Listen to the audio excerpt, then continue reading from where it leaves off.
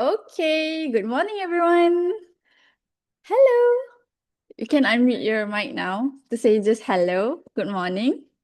Welcome to today's sessions of EcoShare 3.0 School Ground. And I'm happy to be with you today. My name is Wan. I'm one of the program coordinators from Green Growth Asia Foundations, or as you know, Eco Schools. And I'll be your moderator for today's sessions. So, just as heads up, today's session will be fully in English. And if, let's say, my speed is too fast or you cannot understand what I'm saying, you can just tell me and I'll tailor my speech according to your preference. Okay? Is everything clear? Yes. Okay. All right. So, um, dah share slide. Dah.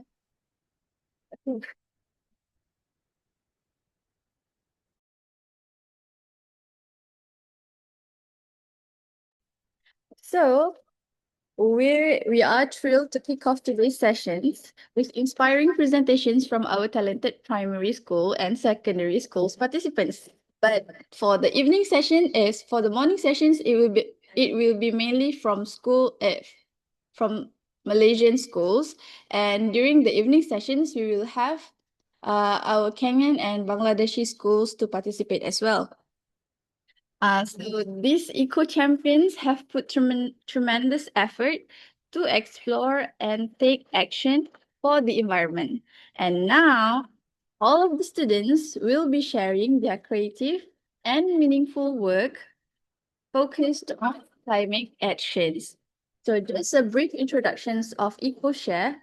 It's actually a platform to connect young people from different countries, and it's a chance for us to learn from each other and exchange cool ideas, and also celebrate how students like all of you are taking real actions to protect the planet.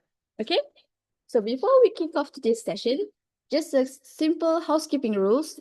So the first one, if you have the virtual background like me, like I'm using right now, please ensure that you have changed your virtual background to the EcoShare official background picture. Okay, if you don't have, we actually have share it to you in the group chat. So make sure to change it if you can. Next, please ensure that your internet connection is stable to avoid disruptions during your presentations. We want to hear your clear voice during the presentations. And then please keep your video on throughout the webinar because we want to see your reaction during others' presentation. Next, please mute your audio when others are presenting, and you can only unmute yourself when it is time for you to speak. So when it is time for you to speak is during the discussion and Q&A sessions. You can also use the chat function for any questions or comments during the webinar. Okay? And then during the Q&A and discussion sessions, it will take place after each presentations have concluded. So kindly note your questions and ask them at the end of all presentations. So it'll be like we have the first presentations and then a quick Q&A sessions with them, and then we move on to the next presentation, quick Q&A session with them. Okay? So after each presentations, we will have a Q&A session. Okay, next, each group has a maximum of 10 minutes to present, and a timer will be visible so everyone can keep track of the time easily. So we have a lot of group today, so please be be aware of the timer. Keep your presentations in 10 minutes only. And then there will be a pre and post surveys that will be distributed to all participants via the WhatsApp group. So please be reminded that participants who fail to complete and submit both surveys will not be eligible to receive the e-certificate. Okay, if you want the certificate, please submit the pre and post survey. Okay, next, we have an attendance form right now in the screen. You can scan the QR code and fill this form individually. Okay? Via your joining via Zoom, or is there any YouTube live stream? No, no. So everyone in today's Zoom need to fill in the attendance form. Okay. So my friends, my teammates will also give the link in the chat and a WhatsApp chat. So please click it and fill in before we kick off today's sessions. Okay. We will give you around 5 minutes, no, 3 minutes to fill in the form individually. Okay, individually. Everyone in the group need to fill in this form. Your 3 minutes starts now.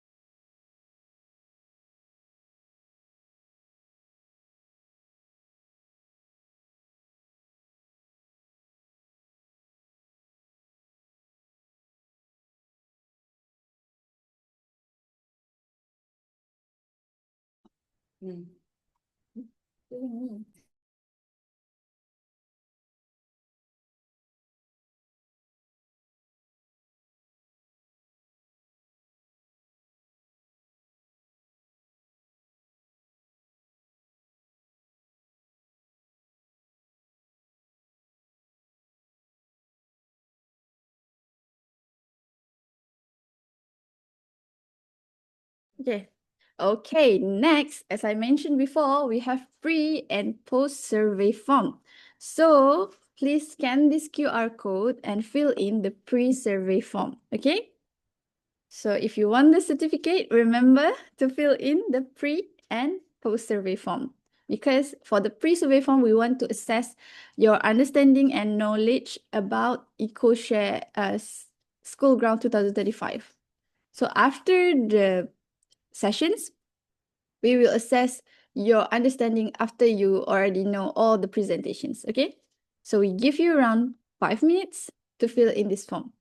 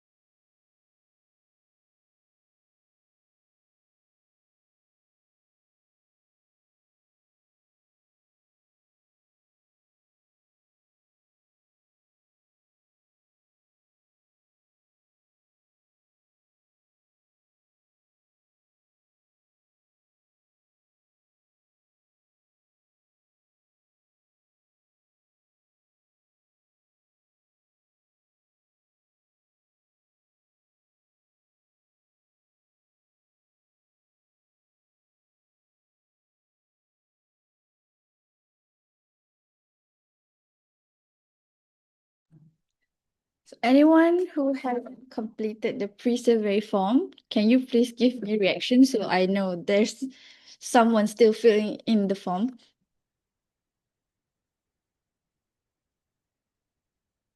Has everyone completed? Yes? Okay, not yet. Okay. We'll wait for you for another. Okay, wait, halfway. Okay. So sorry. Maybe another 3 minutes and then we'll just start. Okay?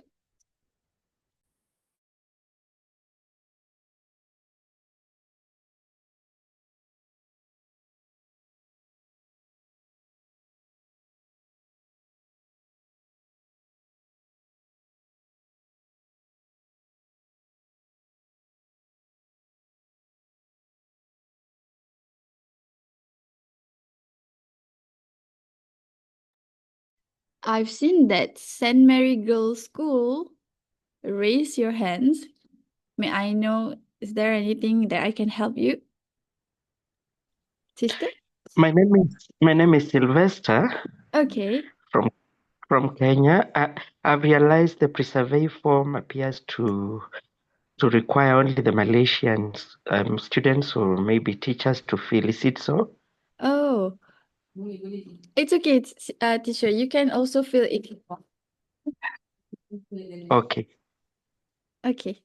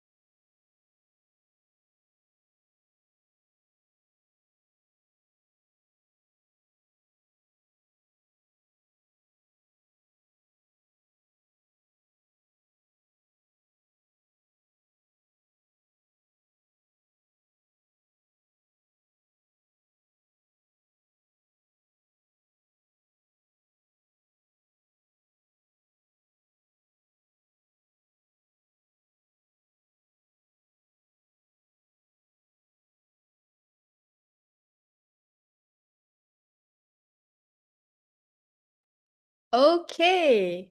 So, without further ado, let's kick off today's sessions with the first school from SMK Seri Bandi, Terengganu, Malaysia. Woo! Give a big round of applause, everyone. Okay, quick reminder, 10 minutes for each presentations, and we will have a timer with us. So if you are unsure which where to see the timer, you can search for my friend Nurul Fahima. The timer will be visible on her. So SMK Tribandi, the floor is yours. So may we start now? Yes. All right.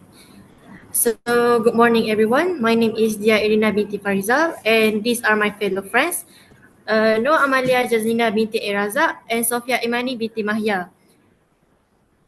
We are honored to represent our school, which is SMK Sri Pandi, in today's International Eco Schools webinar. So before we move to our presentation, please allow me to share a short and quick information about our school. So SMK Sri Pandi is a school that promotes both academic growth and environmental awareness. As part of the Eco Schools program, we are committed to creating a more sustainable and eco-conscious school community. As student representative, we are excited to share with you how our school is contributing to this global movement. So, without further delay, I'd like to begin my presentation. To begin with, let's look at the problem we are addressing. Most schools today use chemical fertilizers for planting, which negatively impact the environment. Chemical fertilizers may help plants grow faster, but in the long term, they damage the soil by killing beneficial microorganisms. This leads the soil becomes hard and lifeless, making it harder to grow plants naturally. These fertilizers also often end up in nearby drains or soil, causing pollution and harming to local ecosystems. At the same time, food waste from our school's canteen like rice, vegetable scraps, and fruit peels is simply thrown away. This creates unnecessary garbage when in fact it can be transformed into something valuable like compost. Chemical-based planting also wastes water, whereas permaculture promotes water conservation through methods such as rainwater harvesting and efficient irrigation. Permaculture isn't just about planting vegetables. It's about designing an ecosystem that supports itself. It encourages us to work with nature, not against it. For example, instead of clearing weeds completely, we may use them as ground cover to protect the soil. Instead of throwing food scraps away, we compost them to feed the plant naturally. This project focuses on three main goals, which are increasing environmental awareness and education, encouraging sustainable gardening practices, enhancing biodiversity within the school area. To achieve this goal, we adopt this following method. First, we collect food waste from the school canteen and cover it into organic compost. Second, we prepare the soil and garden area using permaculture design principles. Finally, we plant vegetables and herbs without using any chemical fertilizers. This step ensures that our gardening approach is both eco-friendly and educational for students. Our key activities under this project include designing the permaculture layout. Our permaculture site is located in unique position right between the school canteen and the mosque. This makes it both visible and meaningful. It receives good morning sunlight and partially shade in the afternoon. Because it's near the canteen, we can easily collect leftover food for compost. Being close to the mosque also encourage awareness during gathering and invite the whole school community to take part. Next, planting a variety of herb and native plants. For our garden, we chose to plant chivas, parcha choy green, kangkong, green stalk choysum, and celery. These vegetables are easy to grow, fast to harvest, and well suited to our local climates. We pick them because they are common in our daily meals, making them more relatable and useful. They also don't need chemical fertilizer, which support our goal of promoting natural, sustainable gardening. And lastly, establishing a composting area and installing a rainwater harvesting system. These activities not only contribute to a greener environment, but also serve as a valuable learning experience for students. To monitor our progress, we keep a monthly record of food waste collected from the canteen to track how much can be recycled into compost. As shown in the graph, we expect a steady increase in the amount of compost produced from June to August. We estimate a 3 month time frame to see full success in composting efforts and garden growth. Now, let's look at the expected result and impact. This permaculture project helped the school to recycle food waste into compost, reduce water usage through harvesting, grow native plant and herb without chemicals. As a result, the school environment became healthier and more vibrant. More importantly, students gain hand and experience, increase their environmental awareness, and are inspired to live and act more sustainably, ultimately protecting an environment for the future. From this project, many students who joined the project said it changed how they view nature. Some had never done gardening before. Now, they understand where fruit come from and how compost works. Teachers also supported the project and even use it in science lessons. In conclusion, this permaculture initiative represent a powerful step toward sustainability at a school level. By turning waste into resource and involving students directly in the process, we are cultivating not only plants, but a new generation of environmental conscious individuals. Thank you for your attention. We're happy to take any questions.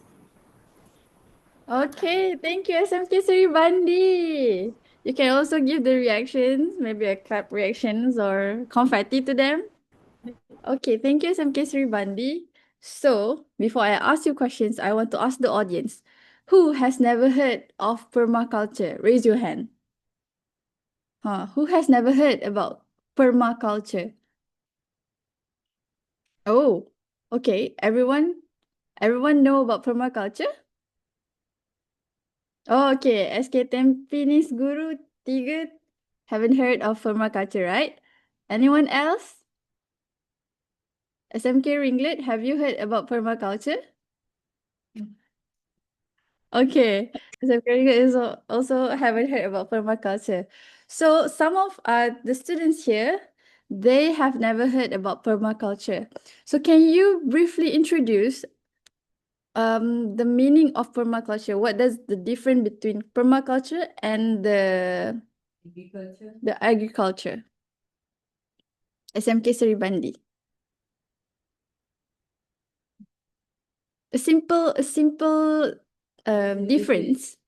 difference between permaculture and agriculture. Or maybe gardening, the conventional gardening. Maybe the teacher also can help with that.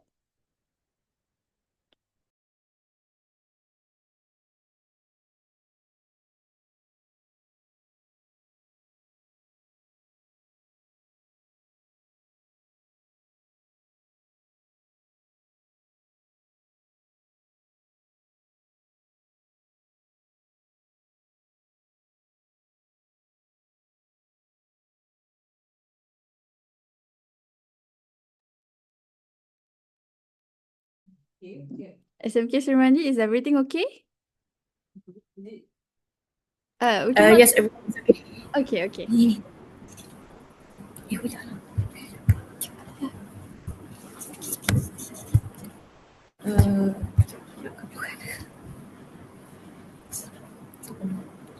In English lah.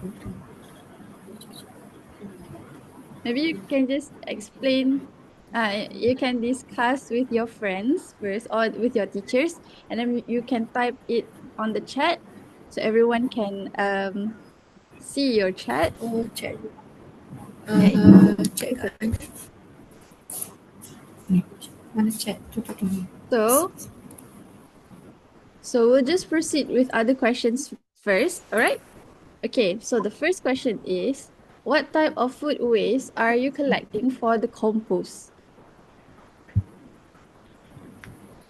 Food scraps. Food scraps, such as? Contoh lah macam sisa sayur. Kan macam diorang ni Oh, kan makan vegetables. sayur. Okay, vegetables. Vegetables. Yesterday we had a school that also did a compost. They did not collect meat. Okay, so except for meat, everything they collect and use it for their compost. Did you guys collect meat as well? Daging, meat. Daging kita lebih ke sayur je kan? No. We just collect vegetables. Okay, vegetables. Did you guys collect fruit as well? Yeah. Yeah. Okay, so fruits and vegetables. Okay, next question. How much food waste per month is your canteen generated?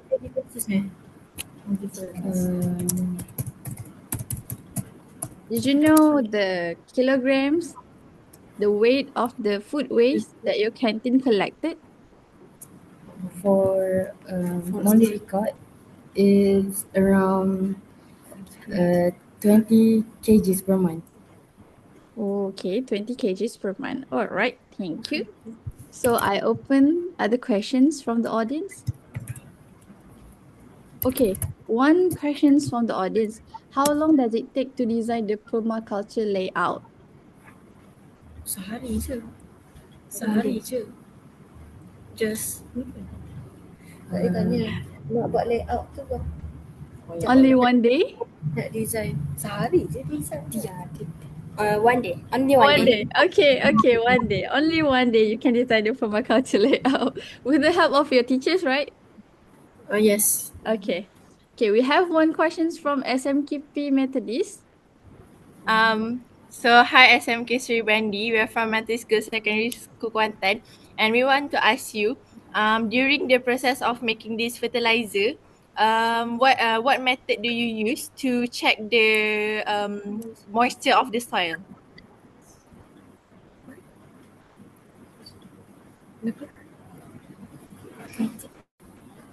Sorry, can you repeat the questions? During the process of making this fertilizer, what method do you use to check the moisture of the soil? Maksud macam yang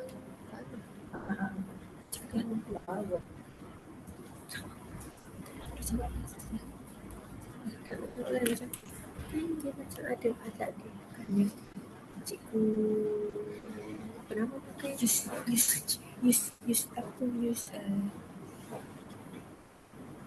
apa nama tu ni baca ya lah kan untuk check tanah tu dia kan ada alat ni check ni apa check yang digunakan untuk fertilizer tu tak kurang lagi tu macam mana nak check kan kalau panas kalau bau dia mana cara ni basic ni kalau aku seorang je nak cakap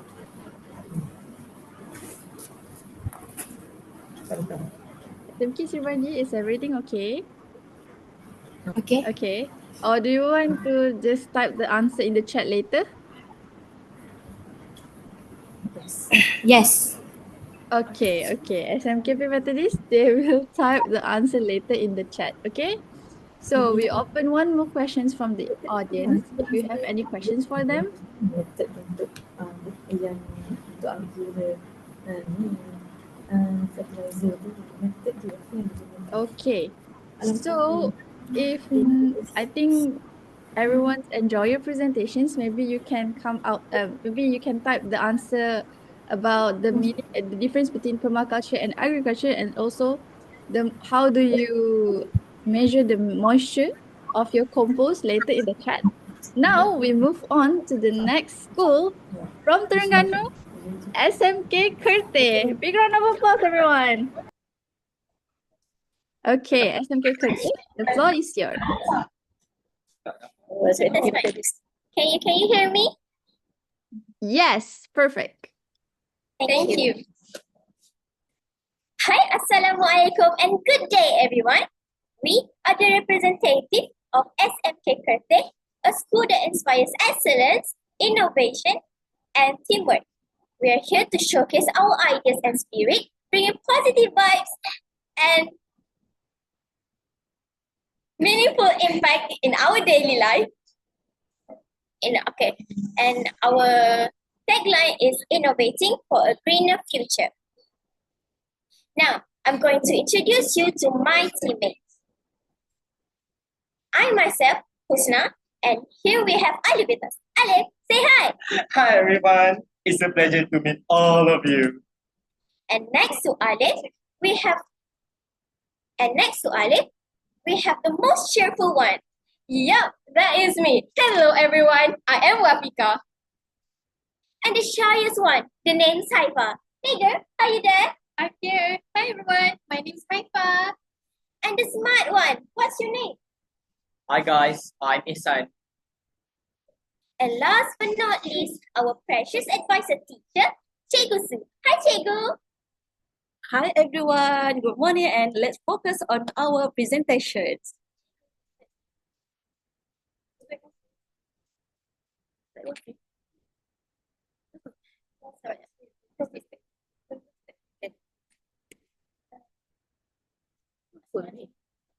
As you can see here, this is our slide of CATS biodegradable project that we have started to create since the early 2025, inspired by the Eco School program.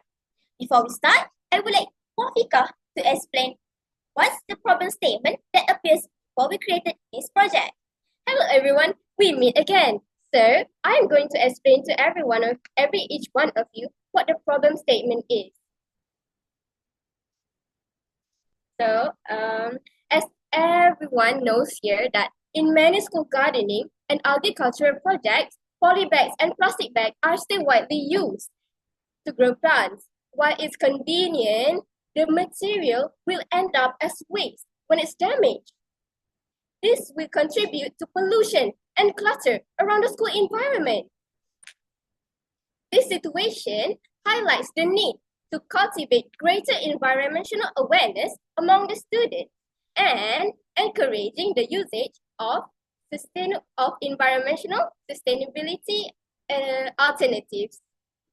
The CATS biodegradable pot project addressed this issue by turning common household waste such as egg cartons, eggshells, tea residues, coffee grounds, tapioca flour or starch into an eco-friendly pot. Through this initiative, students are able to engage in hands-on learning about sustainability, innovation, and environmental responsibility, while also helping to reduce plastic redundancy within the school community. Thank you, everyone. That is all for the problem statement. Over to you, Husna. Oh, wow. That is so interesting. So, are you guys interested in our project? Because I am. If so, then I would like Alif to tell us about what's our objective. Sure, Husna. Now, everyone, let's focus on our objective. Our objective is to create and promote an biodegradable pots, as known as CATS pots. First, we want to reduce single-use plastic waste in agriculture and home gardening. Secondly, we want to encourage recycling of household waste and turning it into a useful product. And the most important part, we want to educate students and the community about sustainability and green innovations. And that's all from me. That sounds so amazing, Alif. Thank you so much. And now, Esan, would you mind showing us our final product? Sure, Husna. As you can see here, this is our final product, the CATS pot. It is made entirely out of organic materials to help reduce single-use plastic waste.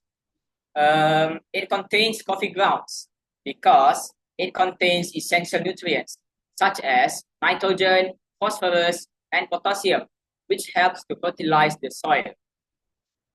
We also added ground eggshells to the mix because they contain calcium and it strengthens the plant cell walls while also neutralizes the soil's acidity. Now, let's move on to the monitoring and evaluation of the CATS pot. First, we have waste tracking. Our project records how much household waste is reused to make the pots.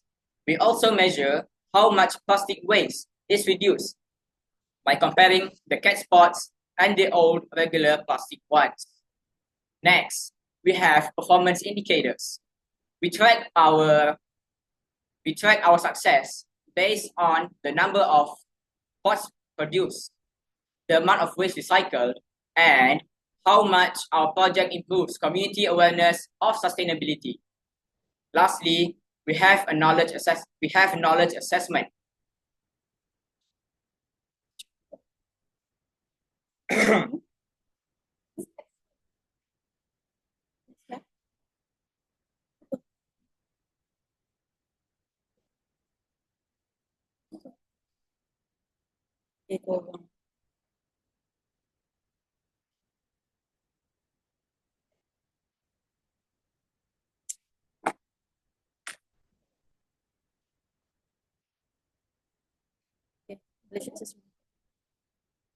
I'm sorry, pardon me.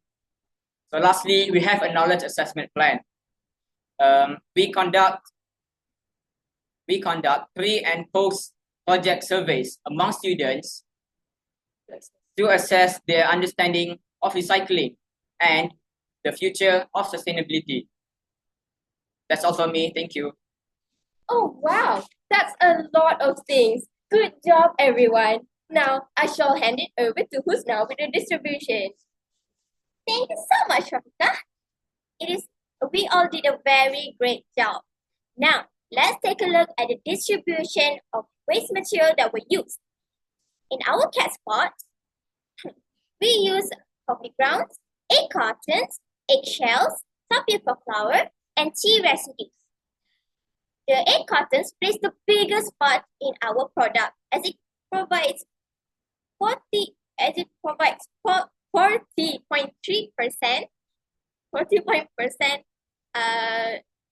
in our product. And the least one is the tapioca flour as it contains 6.5% only.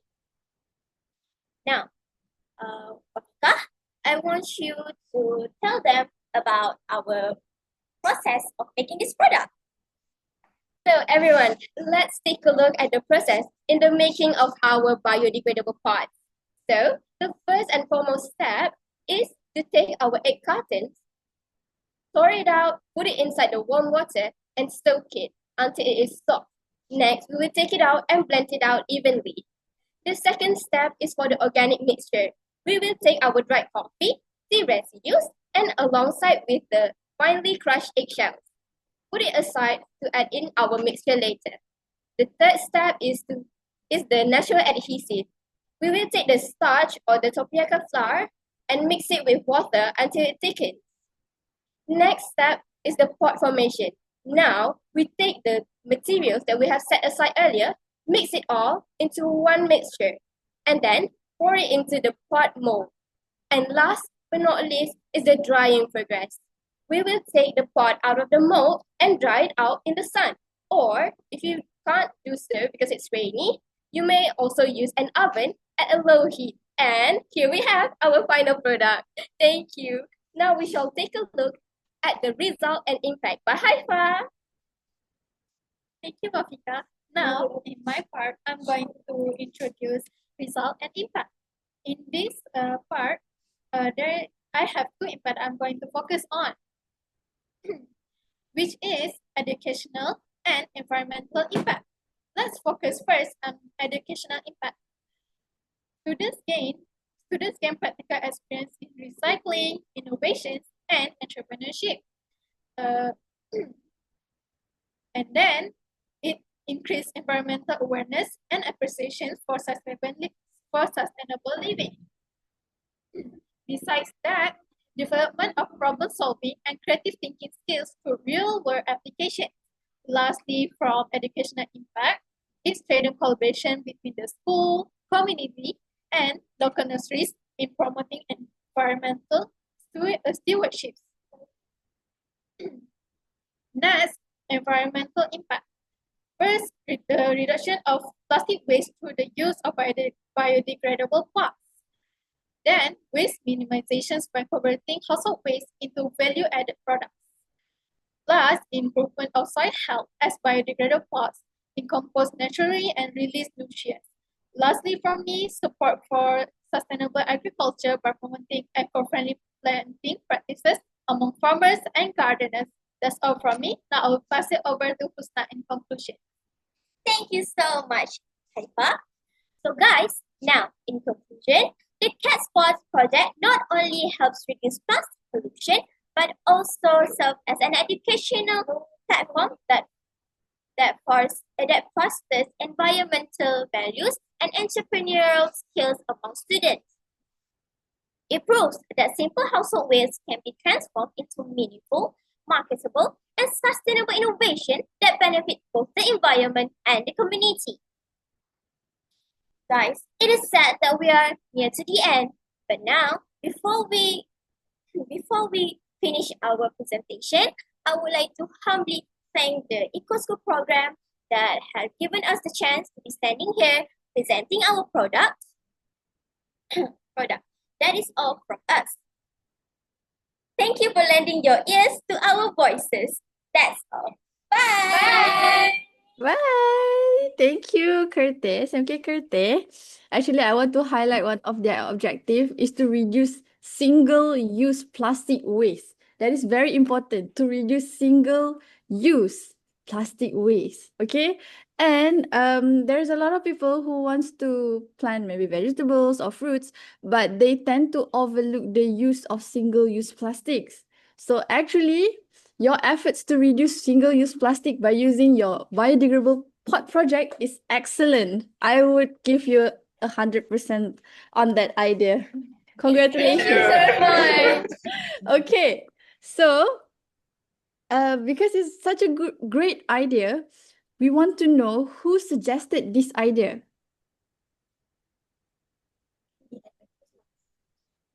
Actually, we plan to do this by ourselves. We plan to do this by ourselves by the help from our Cikgu Su, our advisor teacher. Oh, so it's a student's initiative. Yes, Yes. it's a student. Okay. Okay, next. How did you guys get the materials to make the pot? Is it from the waste from the schools, or did you bring it from your home? As many school, we also have a lot of waste, like from the canteen itself, like when they cook eggs or something, they will have a lot of egg cartons that are unused. So we asked the canteen to give it to us so we can recycle it into our biodegradable pot. Same goes to the eggshells and coffee grounds because a lot of teacher here loves to drink coffee anyway. Same goes to tea. Oh, So anyway, okay.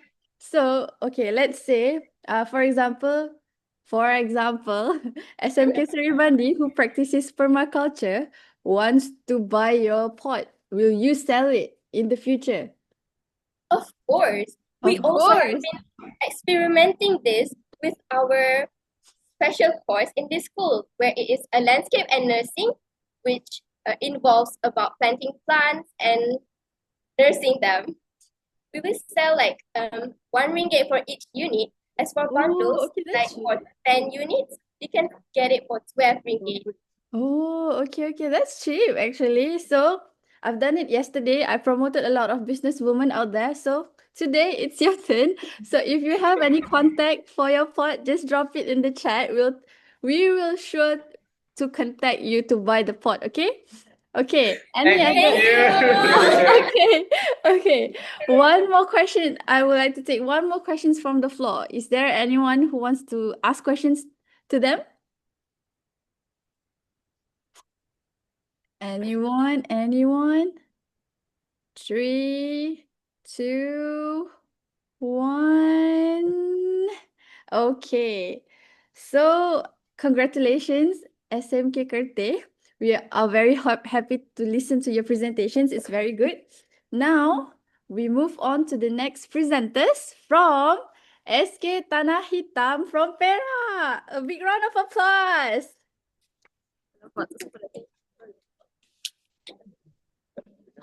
Oh, ni ke? Good morning, judges and everyone. We are Haris Zafan and Frizana from Sekolah Kebangsaan Tanah Hitam, Malaysia. Today, we are very excited to present our project, the Mobile Trash Corer. This project supports Sustainable Development Goal 11, 12, and 13, which focuses on sustainable cities and communities, responsible consumption and production, and climate action. Through this project, we aim to solve the problem of recyclables being mixed with regular trash at school. Our mobile trash corer is not only a creative innovation, but it is also low cost, practical, and environmentally friendly. It promotes the habit of recycling among students and creates a cleaner and greener school environment.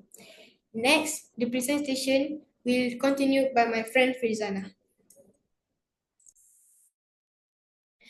Let's begin with the problem. At our school, especially on Wednesdays, recyclable trash like cans and paper often get mixed with normal garbage.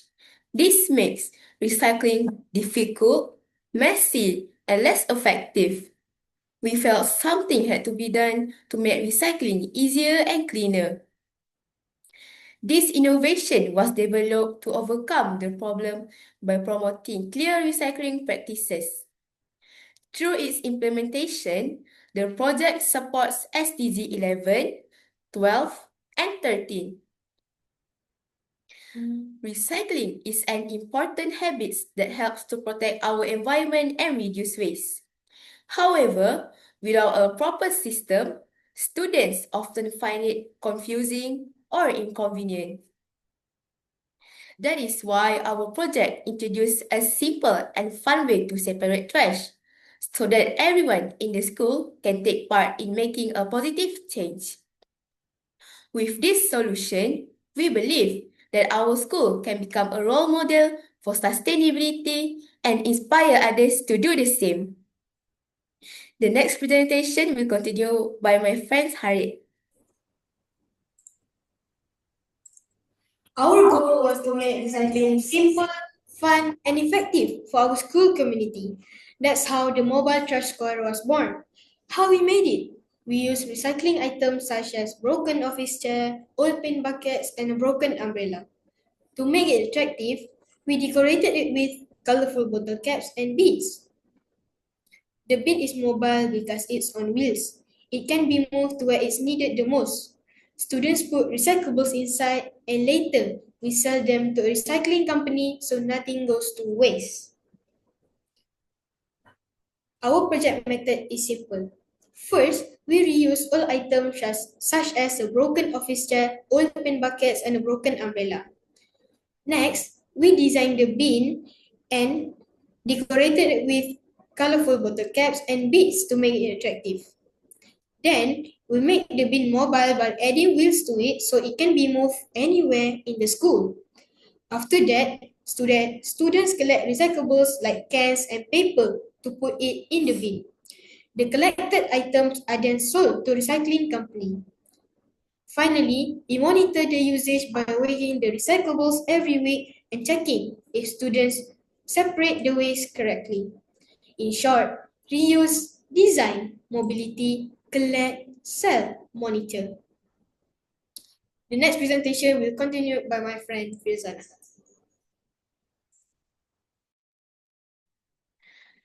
To make sure our project really works, we prepare a clear monitoring and evolution plan.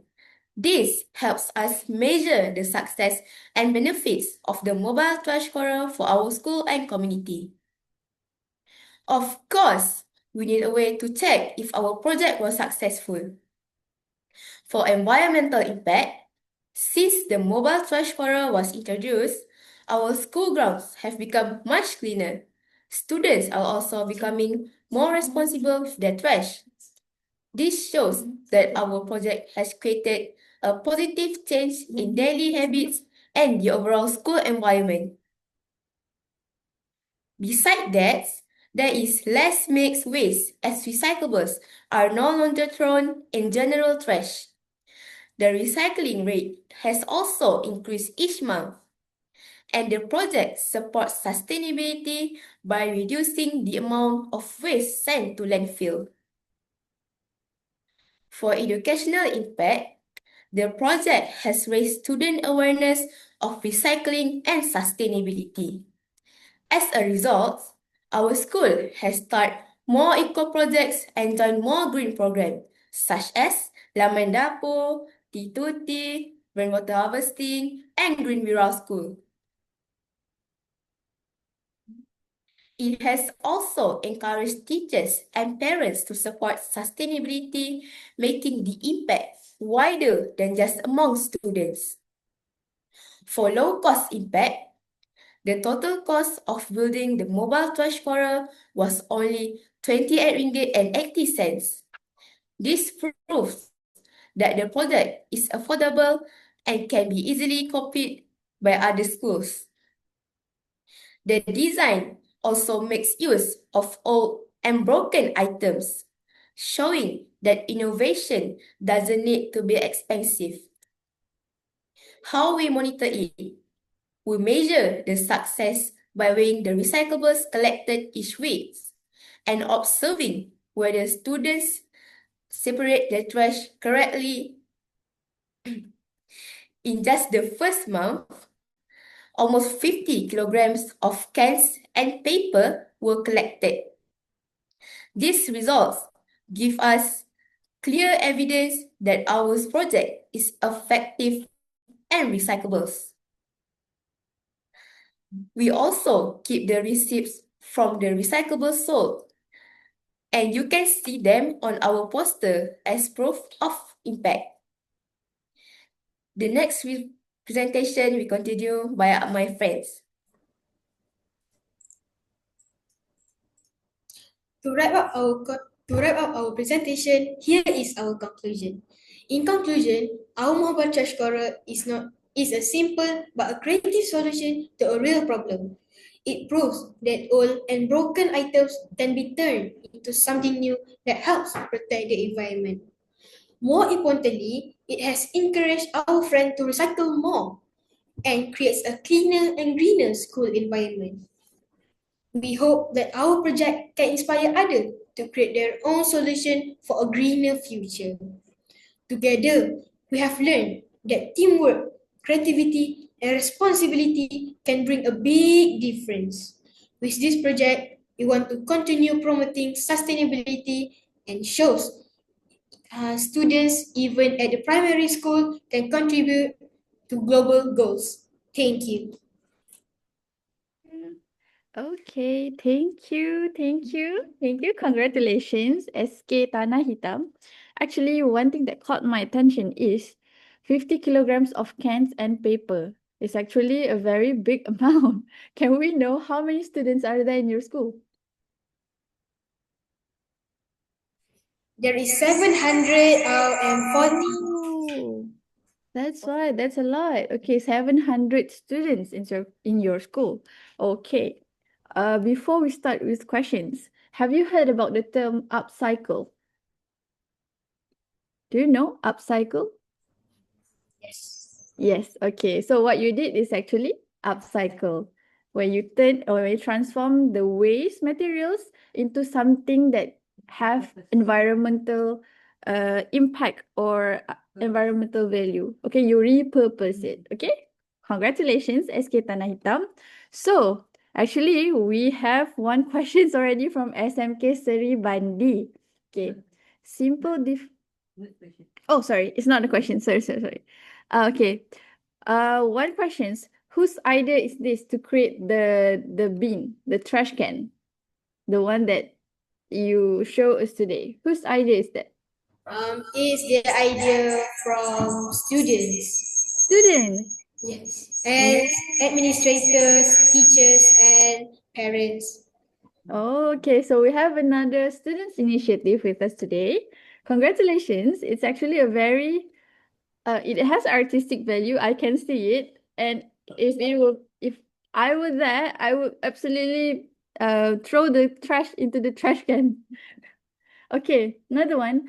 Apart from the trash scorer, do you have any other upcycling product? Yes. Okay, what is it? It's the MP mobile storage. MP mobile storage? Yes. What is When there's a pencil on the floor, it can be moved. So we put the pencil in the MP mobile storage, so it can be used by another students. Oh, okay. MP mobile storage. Okay. All right. Another question. Any other questions from the floor? Can I ask a question? Sure. What's the most suitable spot to place this mobile trash scorer? And how do you like How do you make sure that no one's gonna ruin the trash can? I beg your pardon, please? Okay. Sorry. What's the most suitable spot to place this mobile trash? And how do you make sure that no one's gonna bother it? We put our project in the school hall, and to make sure no one gonna bother it, so we put like CCTV on it. Thank you. Wow, CCTV. Wow. Okay. Any other questions from the floor?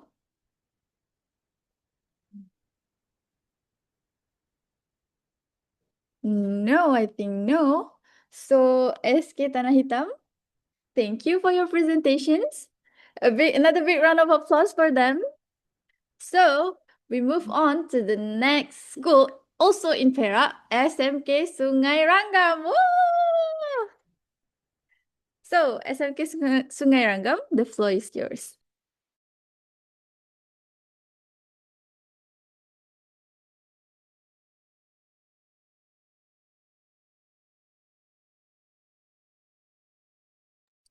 Is SMK Sungai Rangam with us today? SMK Sungai Rangam 1. SMK Yes, Sungai. yes. Oh, Yes, okay, yes, okay, yes, okay, hi. okay, okay. All right, all right. Kecap, kecap. Sorry, Okay, okay, sorry. okay. Sorry. It's okay, it's okay. Please carry on.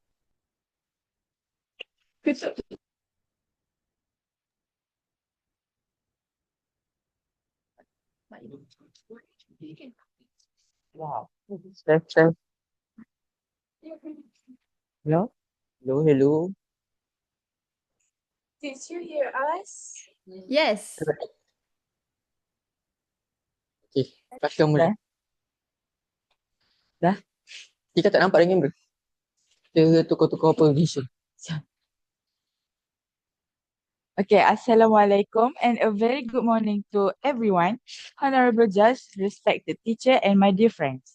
My name is Fatika Najwa and together with my friend Fahana, Iman and Darwish, we would like to present our project entitled Eco Hydroponic Planting Project from SMK Sungai Rangam. Our project is based on the theme of biodiversity. With focus on creating a sustainable and healthy food supply for our school community. This project was also carried out in collaboration with the Department of Agriculture, and it's played an important role in preserving the environment and maintaining the biodiversity of our school.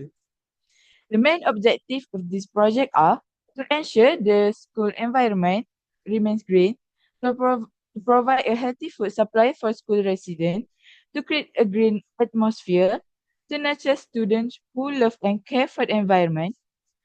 And now, let's begin by explaining how our hydroponic planting system works. Okay. Through this project, school residents can enjoy fresh and organic vegetable grown within the school compound. Students also gain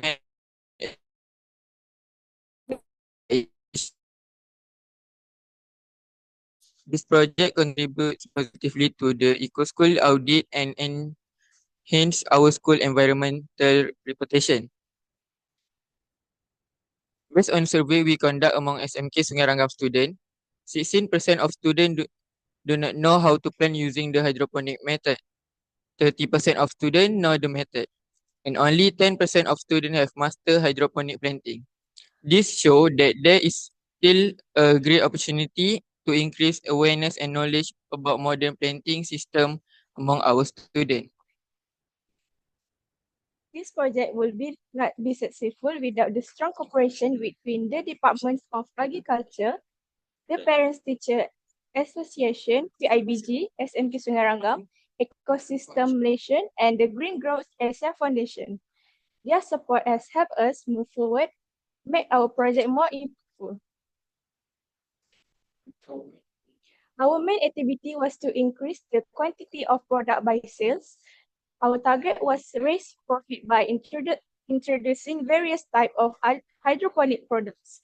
This project runs throughout the year, ensuring continuous learning and growth. Our project involves two main phases. First phase, installing an activity hydroponic set, preparing pot, water tank, solar system, soil and seed. This process involves student, cleaning staff and school resident and lasts for 6 months. School phase, second phase, planting seed, fertilizing, spraying, pesticide and harvesting the vegetable once they mature. This also took around 6 months to complete. In conclusion, the eco-hydroponic planting project has successfully encouraged students to practice sustainable agriculture and appreciate the biodiversity in their surrounding. We hope this project will continue to inspire more schools to take part in eco-friendly initiatives that help protect our planet. Thank you.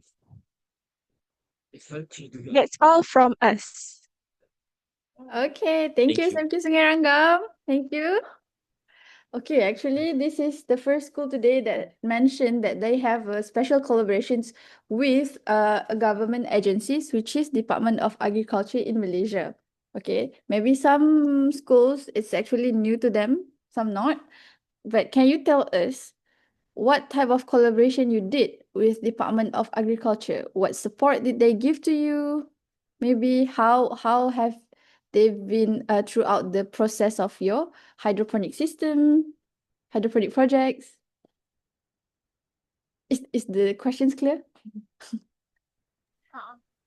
Dia support tu dia bagi apa? Dia bagi apa pertanyaan? Yeah, yeah. Ni nak cakap.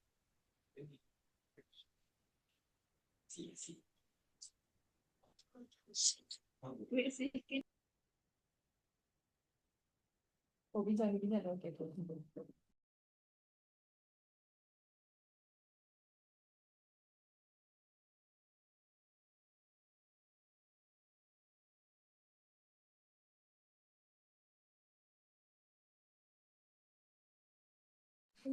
Okay, did they give you the hydroponic set? SMK Sungai Ranggam?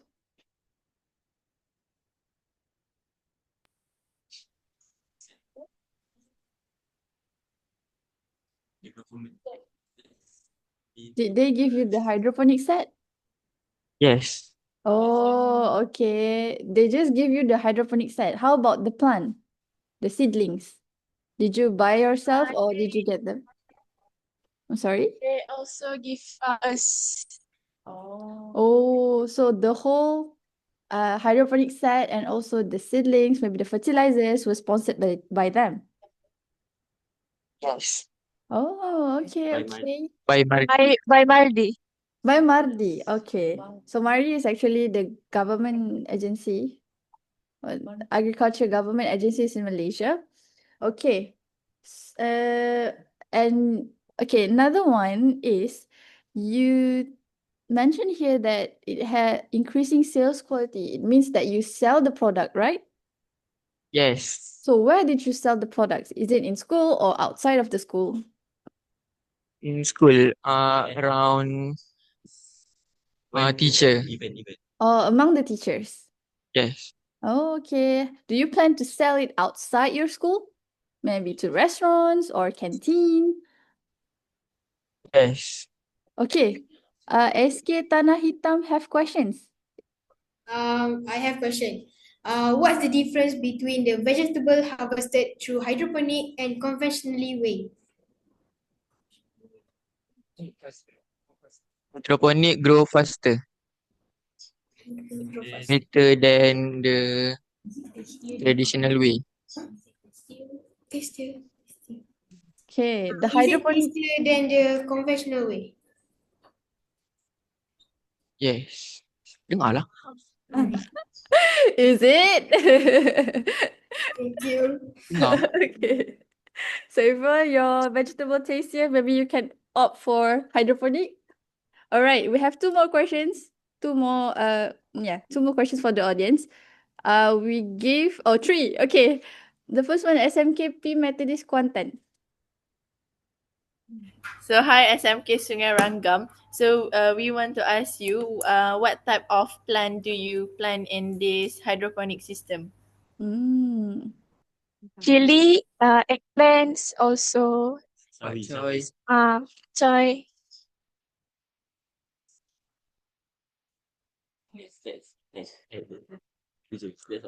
That's all. Oh, okay. Chili, pak choy, and kangkong. Yes. Okay, okay. Another questions from SMK Kerteh.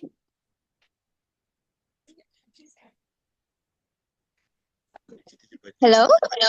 Yes. Okay. Yes. So I wanted to ask, if your pump system fails for 6 hours without notice, what are your short and long term on your plan? What preventive measures would you recommend?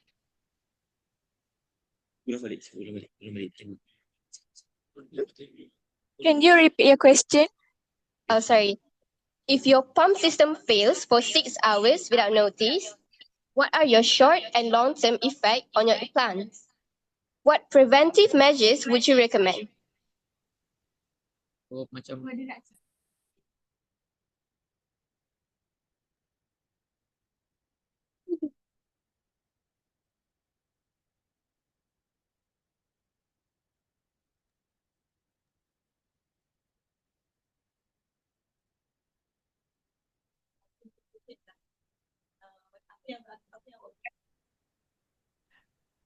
Okay.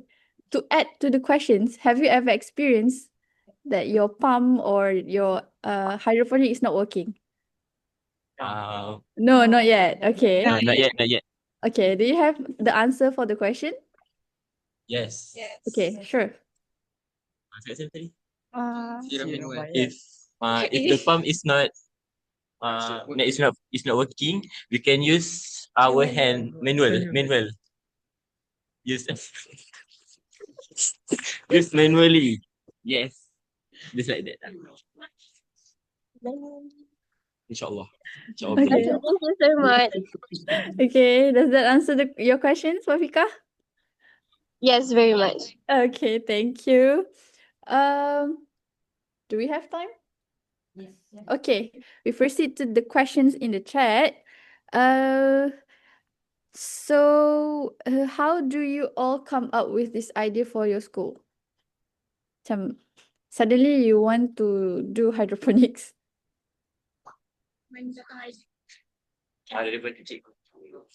From from teachers.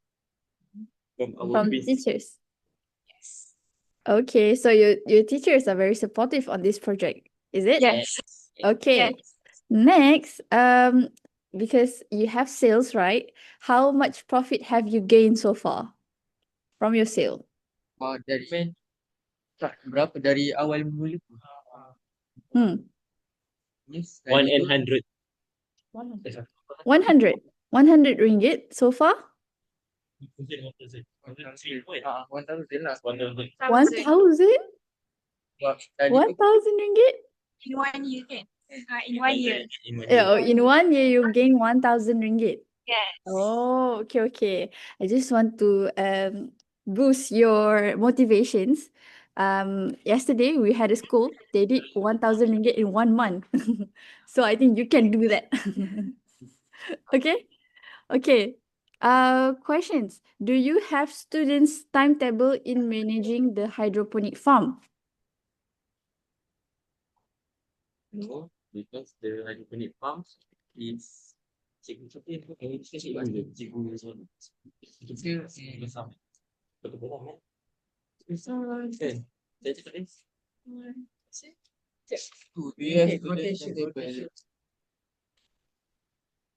Do you have it or not? No. For student kita tak ada. Student, we don't have, but Oh, you don't have it. Okay. But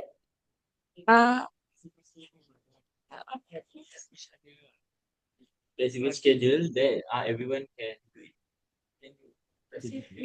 oh, you have a flexible schedule? Yes. Oh, okay. When do you usually manage the hydroponic farm? Is it during the school period or after the school period? During. During the school period. During and During and after. During and after the school period. Okay. Okay, we take one last questions from the floor. What is the change can you see before and after implementing the hydroponic system? You said earlier that the vegetable were tastier. more taste. More tastier. Okay, other than that. Other than that, the plant more look fresh. Oh, look fresher. Yes, look fresh Okay. and quality. Yes. Oh, okay. Okay. So thank you SMK Sungai Ranggam. Your next Yeah. target is 1,000 ringgit per month, okay? Okay. Okay. Inshallah. Okay. Let's move on to the next presenters from SMK Ringlet Pahang. Woo! Big round of applause for them. Okay.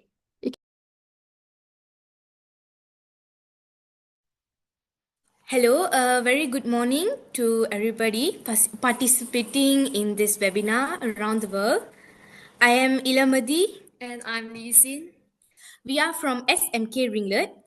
Our school is from Cameron Highlands, Pahang. You must have known Cameron Highlands for its cold and humid, um, Space. weather. Our school is a secondary school that located in the cool and lush surroundings of Cameron Highlands, Pahang. Our school is surrounded by nature. Our school is deeply connected to the environment and committed to sustainability and eco-awareness. Typically, our school is among the forest. Actually, you can go to the what forest. You can climb to the forest using few ways lah.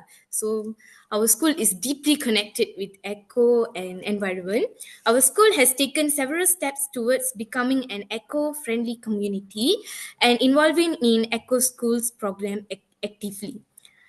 So today we are going to present SMK Ringlet Green Corners, one of the project, Sustainable Aquaponic Water Filtration System. So this project involves two of RDGs, United Nations RDG, which is clean water and sanitation, and responsible consumption and production. First, why did we do this project?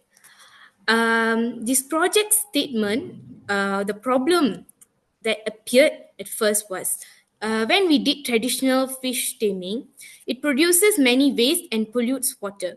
We know that if we are taming fish, it pollutes the water because of the fish waste. So at our school, organic water resources were not being used efficiently, and then there was a need for a system in our school grounds that reduces using water too much.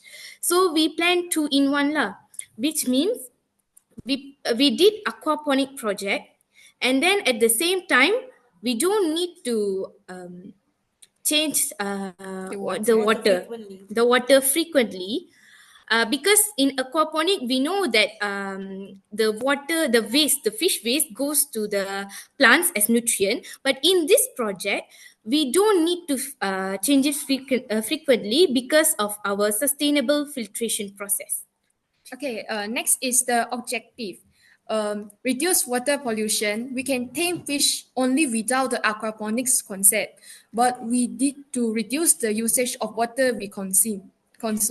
As we are using a drain that has not water connection, we make it as pond, so it's hard for us to replace the water. Which means our school's aquaponic system isn't a set itself that people normally use as aquarium lah like that, but we used a drainage which doesn't have any connection to water.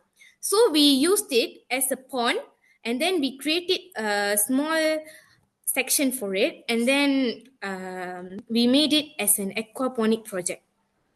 And next is provide hands-on sustainability learning. This is the main part of our projects. when we want to let the student know this is not a traditional aquaponics setting. This is a different type of experience. Like I said before, we don't use aquarium, so it's cost free. And then we use the drainage as the pond. So first, let's see the action plan, which means how did we started this project. First, set up, install fish tank with aeration system. Actually, we have two kinds of ponds and fish tank.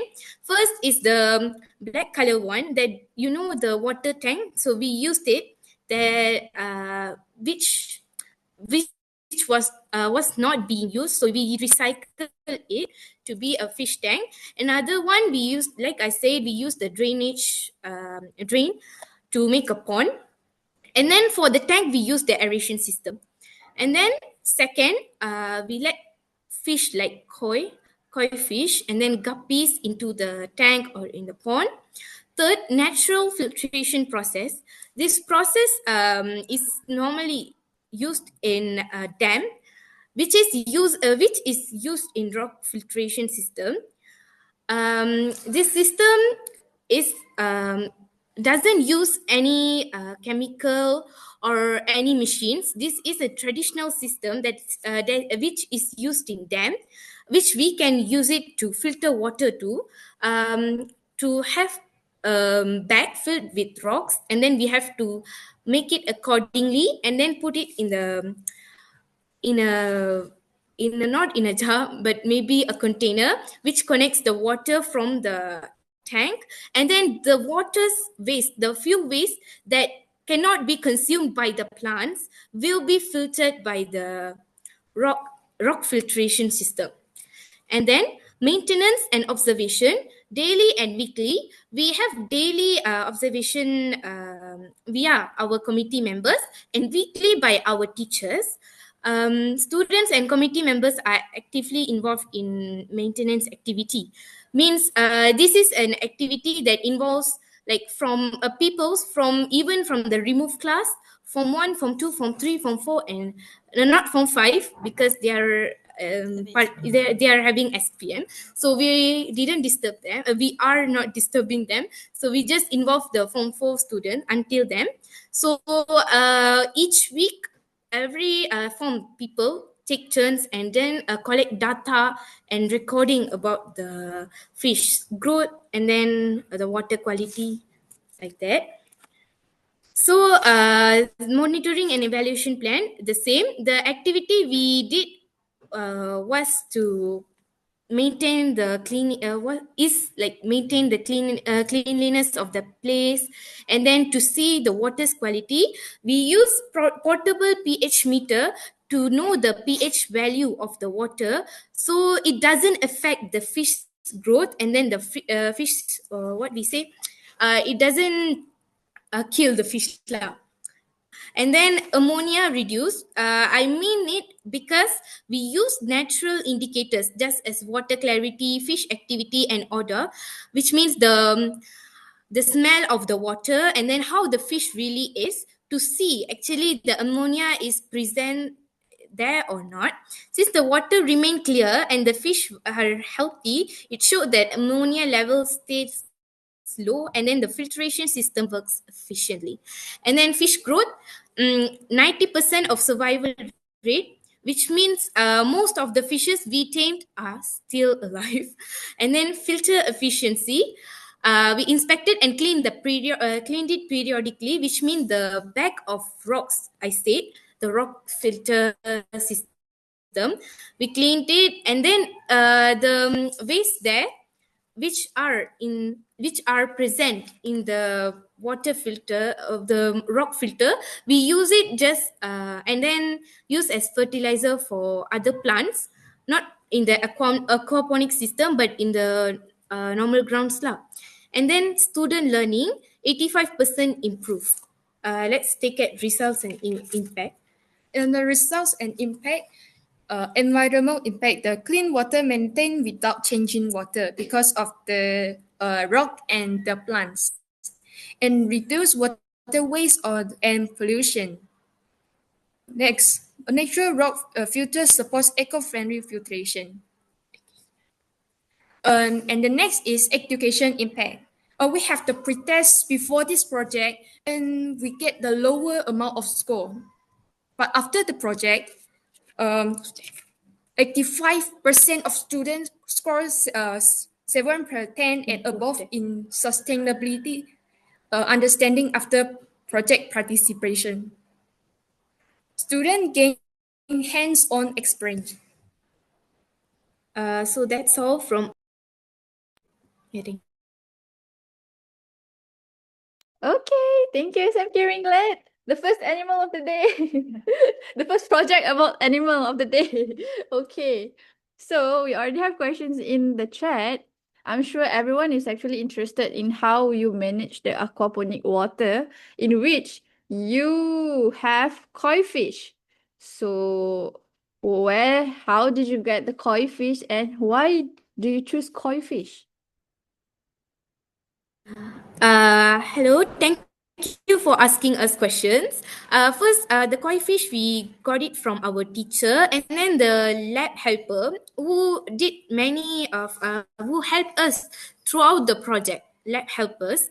So first, why we chose koi? Why not other fish? Kois are hardy, beautiful, and adapting. It adapts well to different.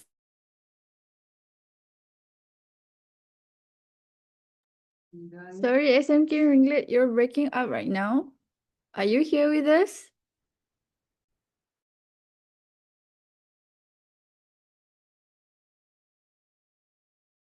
Hello, SMK Ringlet? Okay, you're here. Hello, can you hear us? Yeah. Now it's okay. Okay. Sorry, thank you for asking the question. So actually, we got the koi from our teacher, and then a few lab helpers in our school who did a really what important role in this project lah. They helped us so much. So actually, why we chose koi? Because kois are hardy, beautiful, and adapting well fishes to different water condition. So which makes it like the fish, which makes a strong fish to adapt well in different water conditions. So they produce natural waste that's good for plant growth. So like other fish, they also produce waste. And then koi also looks so beautiful because of its color. That's why. Oh, okay. Do you plan to maybe in the near future you choose another fish to do with your aquaponic project? Tilapia, yeah, tilapia, and we already have guppies in few like a small tank and guppies which is connected to the pond actually. Oh, okay. So tilapia, and right now you have guppies and also koi. Okay. So, one There's a question. question I think. Yes. How long does it take to come up with the sustainable aquaponic water filtration system? Actually, I'm also interested on the rock filtration system. How do you guys do it, and how long does it take to set up the system itself? Actually, the project's idea was not actually from us. It was from our lab helper, like I said. They were so interested in this program, so we just joined them, joined their participation, and then they gave this idea of like water filtration. So I just my team members, I mean the eco school body, we did research on the the rock filtration system. Actually, in aquaponic, we don't actually use this kind of water filtration system, or in other fish taming. Also, they don't actually use it much. So This is a new try. so yeah, we tried it and it's successful. And this project started on January this year, and then it's still going on. Wow, try and error project, but you still successfully done it. Congratulations then. Okay. Okay, we have more questions coming up. You're popular today. So please. Next from Nurul Fahima. So I want to ask a questions. Um, in the monitoring and evolution plan, you don't put a temperature for the ponds itself. So I want to ask, are the temperature is not measured? Actually, here in Cameron Highlands, the temperature is cold and humid, you know, right? So how is it? So that's why we always make monitoring, but we don't actually do the measuring of the temperature because we think it's better to just measure just naturally just use natural indicators to know yeah, I see. because we might know the coils if the coils activity is not good, so we might do like transferring it lah, so we can do anything else. I see. Thank you very much. Okay. Next, we have Alif from SMK Kerteh.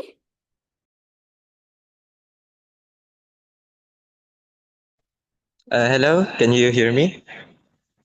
Yeah. So I have a question. You said that you are using natural rock filtration system to clean the water.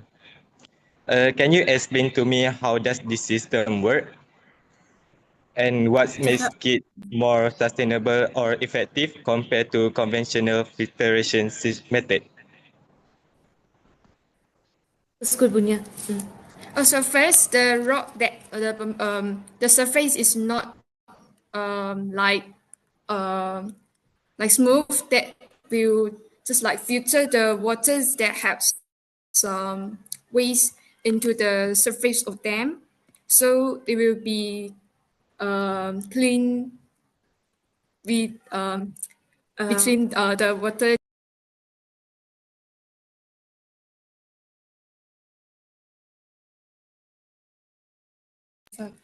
First, actually, this one I think in the Binkil of Eco School they have done this.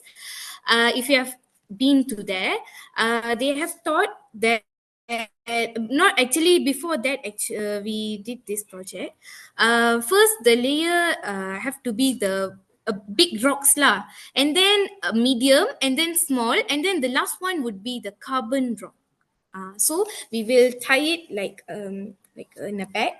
So and then we just put it in the container which the water goes through. Maybe do you have a picture later you can show us? Okay? Oh, sure. Okay, because All right. I actually forgot to. It's okay. Because we will have a discussions later, so maybe you can show us during the discussions. Okay. We have two more questions from the chat. From SK Tanah Hitam. What are the main challenges you face in maintaining the fish and plant balance in your system? Hello. Thank you for asking question two.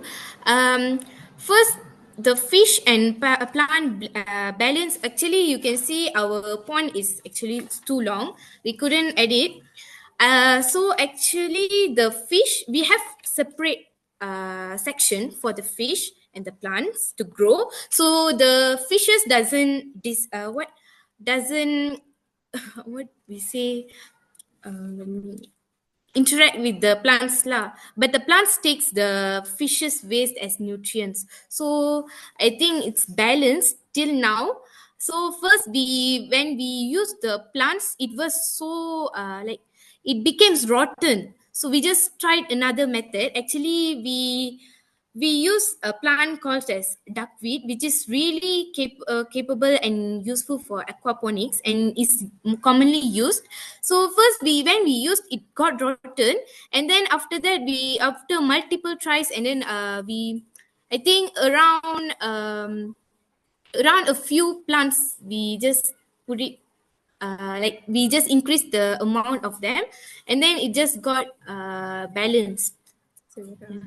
And maintaining water balance was difficult at first. Sometimes pH levels changed due to weather, and we solved it by regular checking and adding buffer plants. Okay. Can we move on to the next questions? Okay. Yeah. So what kind of data do you record And how do you analyze it to improve the system? We like I say in the poster we can see water quality, fish growth, and then filter efficiency and student learning. So these are the 4 types of data we collect every time. Not every time. Water quality, fish growth are the 2 datas we collect every time uh, we we are taking or we are maintaining or observing. So water quality, we always use the pH meter. So it just shows the value of the pH value of the water. So we can know lah. And then ammonia reduce, which means I just said about that.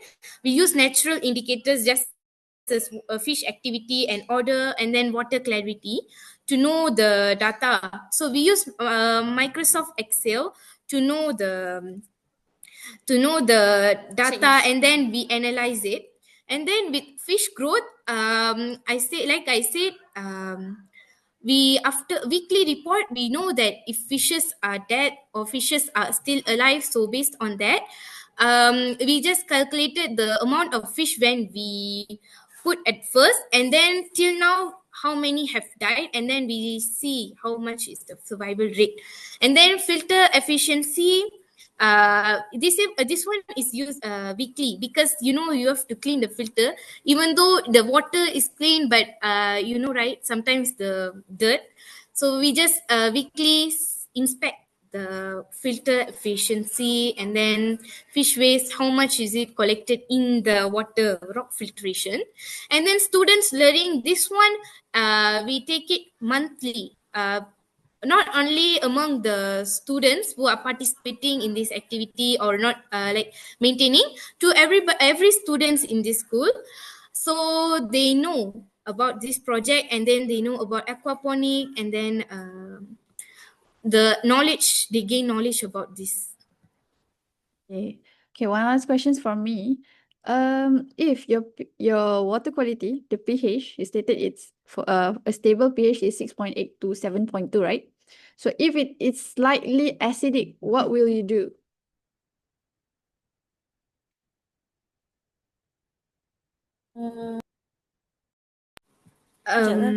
Actually, I have to say it's never been acidic. Oh, okay, to be okay. honest. So we have never confronted a situation like that. But Okay. maybe I think we could change. I think lah. This one is my opinion, but I have Okay, to ask okay. my teacher and few people to consult. I should consult them to transfer the fish to another one, another tank, and maybe or maybe use any kind of chemical to just neutralize the value. Okay, okay. Thank you, thank you. Because I've actually seen a project about aquaponic, and actually the experience in which the pond itself, sometimes it's slightly acidic. So what they did is they put in some dolomites. Dolomites is actually a type of rocks to increase the alkalinity, the alkaline in the water. So maybe you can try it too, but since you haven't experienced it, maybe it's just a knowledge for you. Okay? So thank you, SMK Ringlet. So now, another round of applause for them. Okay, so now we move to SK Tempinis from Terengganu. Woo! Okay, SK Tempinis, the floor is yours.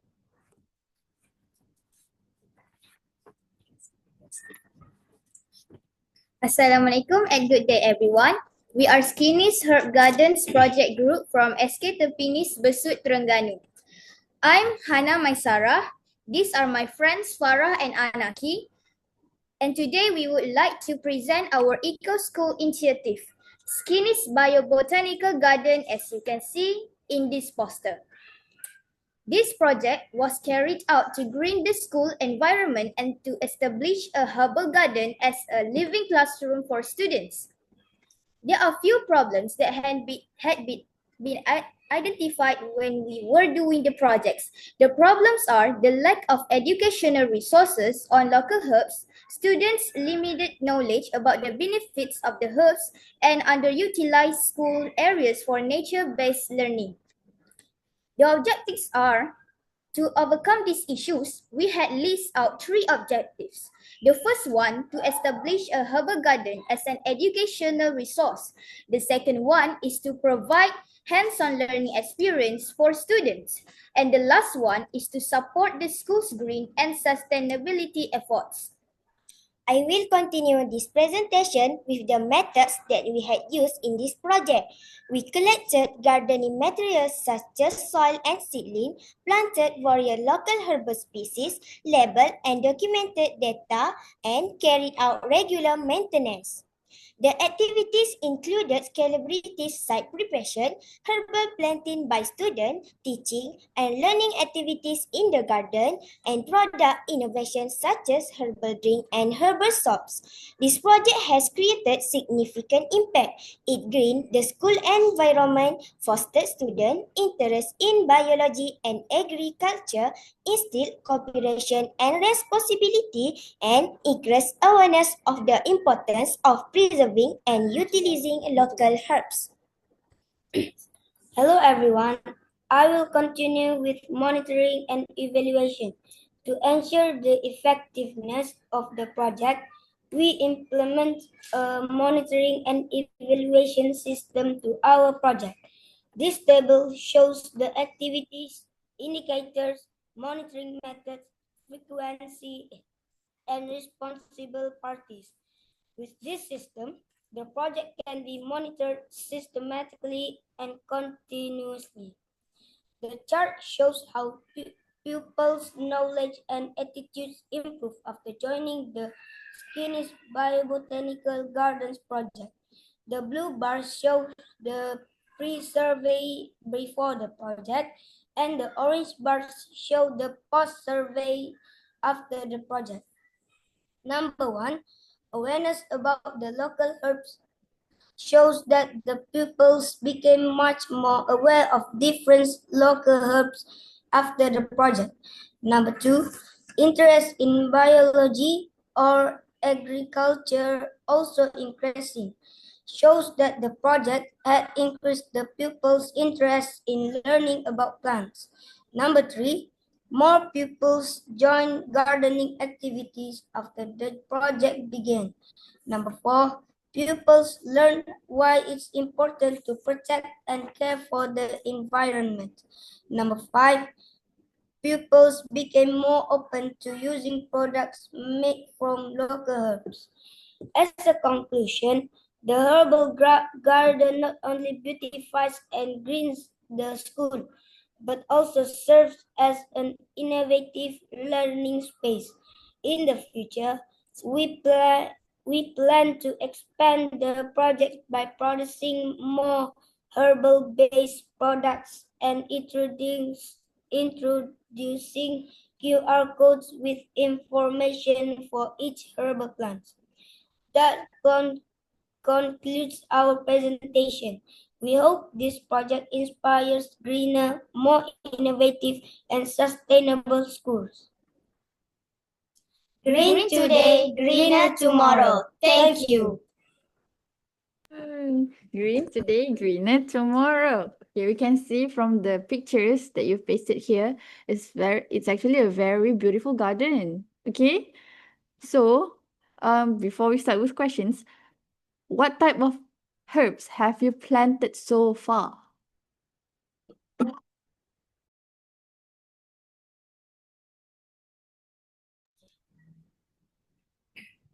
The example is mint and coriander. Oh, mint and coriander. Oh, okay. Did you plant it by yourself or with the help of the teachers? We plant it with teachers, pupils, and school workers. School workers. Oh, okay. Okay, one questions from the chat. How much herbs do you have now in your garden? You have two More types? than 10. More than 10? Oh, more than Yes. 10? Okay. Before we proceed with another questions in the chat, I allow Alif from SMK Kerteh to ask question. Thank you so much.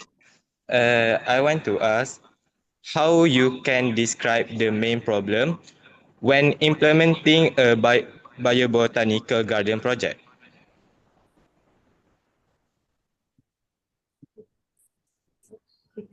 Can you please repeat the question? Oh, sure. How you can describe the main problem when implementing a biobotanical garden project. So it's like the main challenges that you face when you do this project.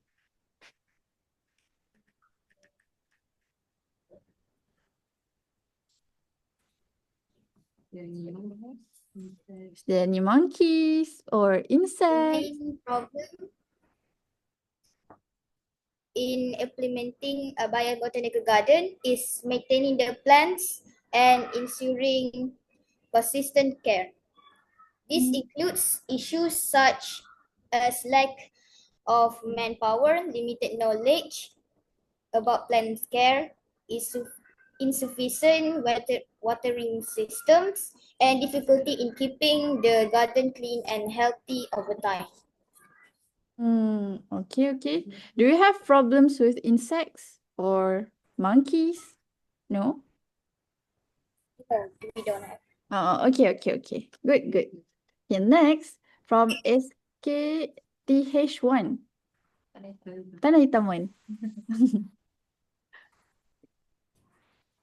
Okay, thank you. May I ask the question? How do you choose which local herbs to plant in the garden?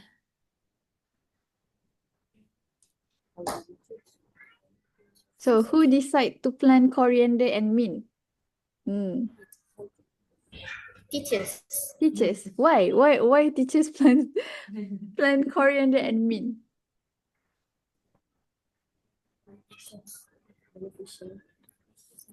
Is it easy to grow? We choose the plants that have many benefits. We choose plants that have many benefits. Oh, so you can learn from them. Is it? Yes. Okay, perfect. Okay, next, I give the mic to my friend Nurul Fahima. Hello. So I have one question. Do you guys sell the herbs, or do you have any plans to do so in future? Not yet. Not yet. We plan to sell it. We can to sell it. Oh, you can sell it. Do you want to sell it?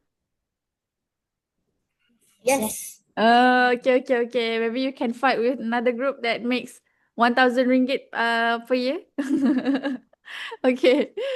So we also have inshallah. We also have few questions in the chat. Okay, the first one is, how large is your planting area? How large is your garden? We are not sure. You're not sure. How many garden do you have in the school? 3 gardens. 3 gardens. Okay. Where is it? Is it in the near the canteen or near the hall? Near the canteen. In PPKI and Prasekolah. Oh, near the kindergarten and then the prasekolah. And then the PPKI. Okay, thank you. Yeah. Okay, next we have questions from SK Tanah Hitam as well. Do you collaborate with the local community or parents for seeds, compost, or gardening tips? Do you have any collaboration with maybe PIBG or local communities to get the seeds, compost? The original idea for the garden came from the teachers. Okay. We worked together to complete during the Madani Gotong Royong, Mm. the Gotong Royong Day. Parents also helped to plant the trees. Oh, so you have the support from your parents. Yes. Oh, okay. So I can see that the garden is actually built by the students, parents, and also the teachers. Okay. Yes. One more last questions for you. Does the herbs help you all for education benefit or only for health? Yes. Which one? For education. For Both. both. Both. So you learn from the herbs and also it also benefits for your health. Okay, one thing you learn from maybe coriander.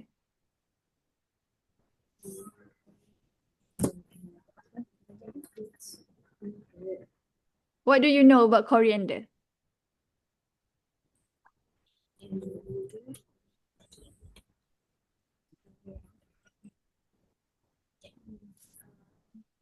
Okay, okay. Is it okay? It's immunity. Oh, it can boost your immunity. Oh, okay, okay. Yes. I also didn't know that. Okay. So maybe I will eat coriander after this. Thank you, thank you. So thank you, SK Tampines. We round of Please come to applause for SK Tampines. it's okay? I'm sorry? Oh, that's Please all come from to you. SK Tampines. Oh, sure, of course. I will take your herbs later, okay? Okay, bye-bye. Thank you, SK Tampines. Okay, let's move on to the next presenters from SJKC Brincang from Pahang. Big round of applause.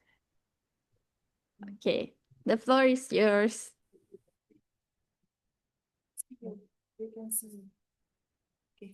Good morning, everyone.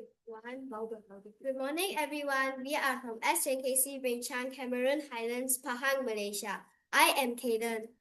I am Min Hao. My name is Amanda. My name is Chong Yin. I am Chloe. Our problem statement is kitchen waste is a major problem in schools because a lot of kitchen waste is thrown away every day. Lack of awareness about proper way to manage kitchen waste can cause lots of problems. The waste creates bad smells, attracts pests, and harms the environment when it ends up in landfills. If this problem is not solved, kitchen waste in schools will continue to grow and affect both the school and the environment. Our goal is to maximize the usage of kitchen waste, such as fruit peels, to fulfill the needs in school. We also want to educate school residents to manage their kitchen waste into something useful. Finally, with the knowledge they have, they can not only reduce kitchen waste at school, but also manage kitchen waste at home and turn it into something useful. This is the method to make bioenzyme. First, you take a bottle like that, then fill it up with 60% of water. Then put 10 parts of sugars. Then put your fruit peels. We've been collecting this for a week. 1 week. After that, we close it tight. You must open it daily or it will explode because our school had happened this before. The owner forgot to release the gas, so it exploded. Okay. Monitoring.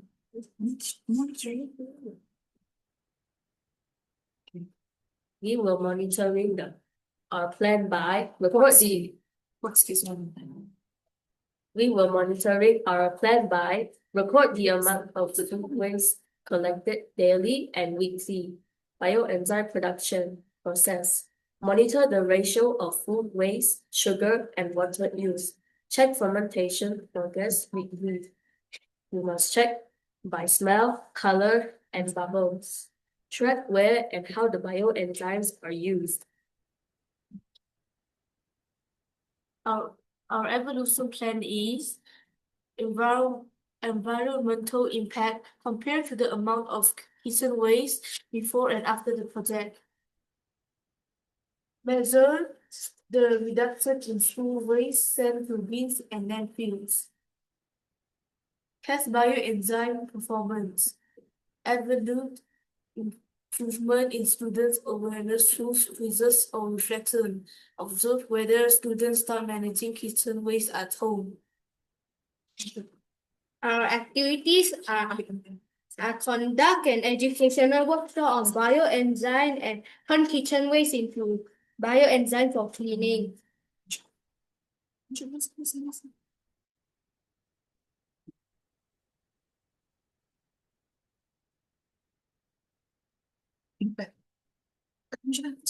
Our project, the in place we got reduce kitchen waste, save money to buy cleaning supplies and product. Furthermore, away the improvement of kitchen waste.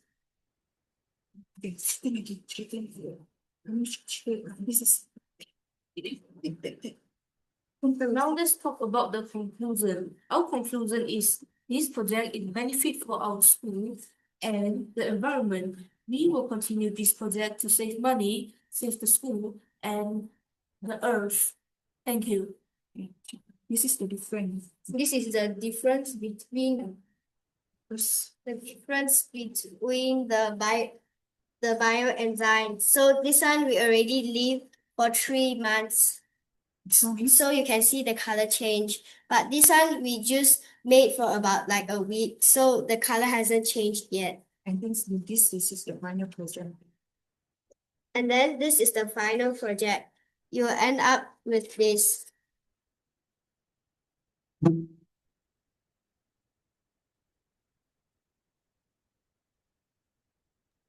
Okay. How long does it take to make the final product? 3 months. 3 months. Oh, okay, 3 months. Okay, okay. So, what I've seen that you clean the windows using the bioenzyme, right? So I have 2 questions for you. One, about smell. Is it not smelly? Depends on the fruit you use. Oh, okay. If you use orange, it's gonna smell very nice. Oh, okay. So did you use orange? Yes. Have you used other kinds of fruit? Yes. Oh, but the orange smells the best. Yes. Okay, okay, okay. Good experiment. Okay, the second one is what are other use of bioenzymes?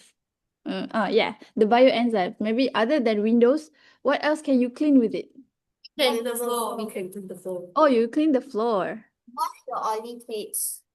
Oh, you can clean with the plates? Yes. Oh, really? Have you done it? Yes. Oh, okay, okay. It's not smelly at all. And it can help you after you got bitten by the mosquito. It can help. Oh, Accept it. oh, okay. Have you tried it? Yes. Yes. Oh, okay, okay. Interesting. That's a very interesting fact. Okay. This can also be used as a fertilizer for your plants. The fruit peels here. The fruit peels. Oh, after you filter the ecoenzyme, you can reuse the fruit peels for the fertilizers. Yes. Interesting, interesting. Okay. Okay. We have one person raise his hands. Sun from SMK Kerteh.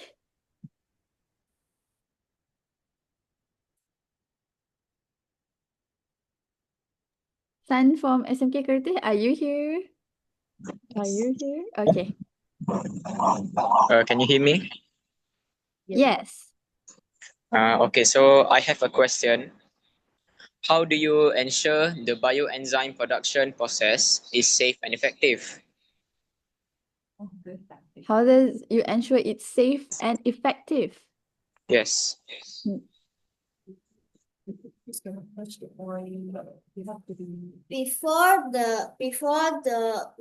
ensure a perfect bioenzyme, the fruit peels cannot touch oil. We have to store it in the fridge to keep its freshness. Oh, so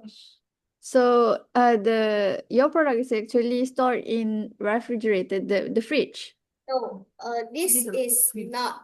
But the fruit Oh, the fruits. Oh, okay, the fruit peels. So every time you want to make the bioenzyme, you just take it out from the fridge.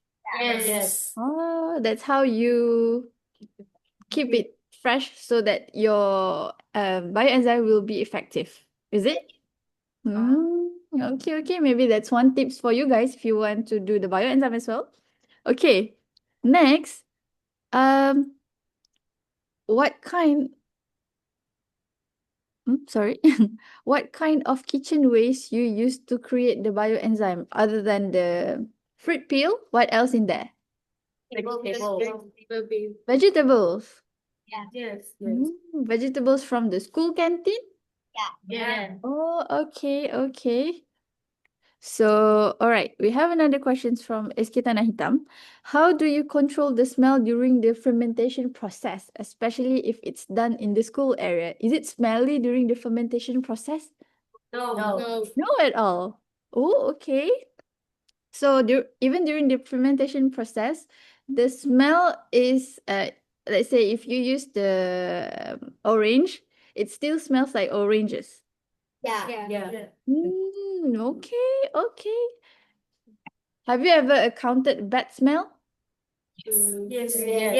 Yeah, okay. When was it? When we use the vegetables like garlic and onions. Okay, okay. So I think one tips if you want to do the enzymes, bioenzymes, you need to use fruits. Is it right? Yes. Okay, okay. Thank you, thank you. Okay. I learned something new today. Okay, any more questions? Okay, for the bioenzyme, to produce bioenzyme, how much food waste do you need? It depends how big your container is. Okay, for let's say that big, how much food do you need? Yeah, that big. Like about 300 grams. 300 grams of fruits? Yes. Okay. Fruit peels. Fruit peels. 300 grams of fruit peels. Yes. Right. Okay. Are you selling your bioenzymes? We'll sell it later on. Oh, you will sell it. Okay, business-minded people. We like it. Okay. Good. Okay. So, for your bioenzyme, do you plan to use it maybe at home instead of school? Because you're using it at school, right? Using it at home. Oh, you are currently using it at home. Yes. Oh, okay. Good thing that you actually applied those knowledge in at home as well. Okay. Do your parents like it? Yes. Okay. Okay, thank you. Any more questions from the audience? No? Oh, Bernard. Okay. Bernard.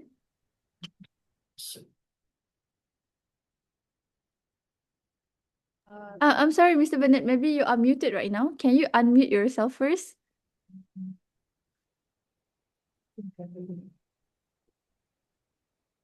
Mr. Bernard? I think you need to unmute yourself.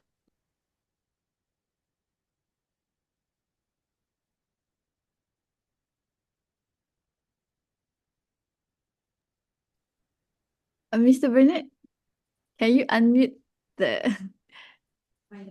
find the mic symbol there and unmute?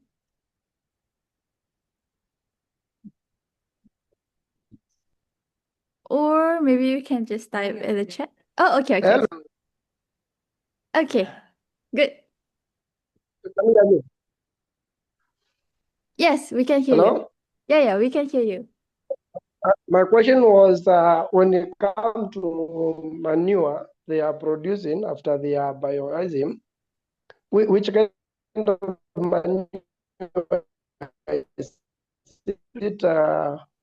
The nitrogen or which kind of manure? I'm sorry, Mr. Bennett, you kind of breaking up just now. Can you repeat the question? Okay, my question was the kind of manure they are producing after getting their bioenzyme. Money. Okay, what kind of manure do you use to produce your manure? Maybe Waste. What kind of waste do you use to produce your bioenzymes? Fruit and vegetable. Okay, food and vegetables. Do you have anything else you added? Sugar. Sugar. Food, vegetables, sugar, and water. Yes. Anything else? No. No. So, Mr. Bennett, just food, vegetables, sugar, and water. Does it answer your question? Okay, thank you. Okay, thank you, Mr. Bennett. All right. Okay. So next. Yes. Okay, thank you, Mr. Bennett. Okay, next. Thank you, SJKC Berincang. We learned a lot from you today. Thank you. Bye-bye. So we move to the next presenters from SMK Kampung Baru from Kerteh, Terengganu. Big round of applause. Okay, the floor is yours.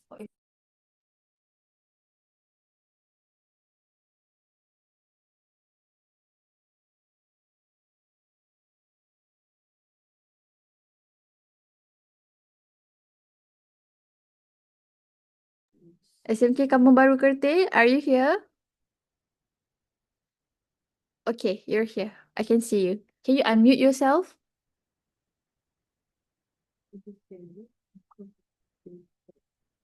You're still muted, I think.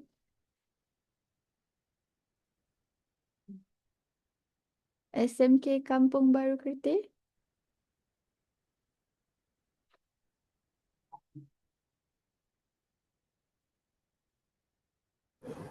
Okay. Good. Okay, we can hear you.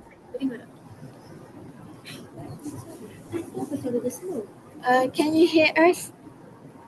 Yes. Carry on. Good morning, everyone. We are from SMK Kampung Baru Kerteh. I am Nur Alfa Batrisha. I am Rabiata Adawiyah. I am Irdina. I am Nur Amira Christina. And I am Nur Aminah. And today we are going to present about our project, which is titled Permaculture Garden, a living classroom for sustainability.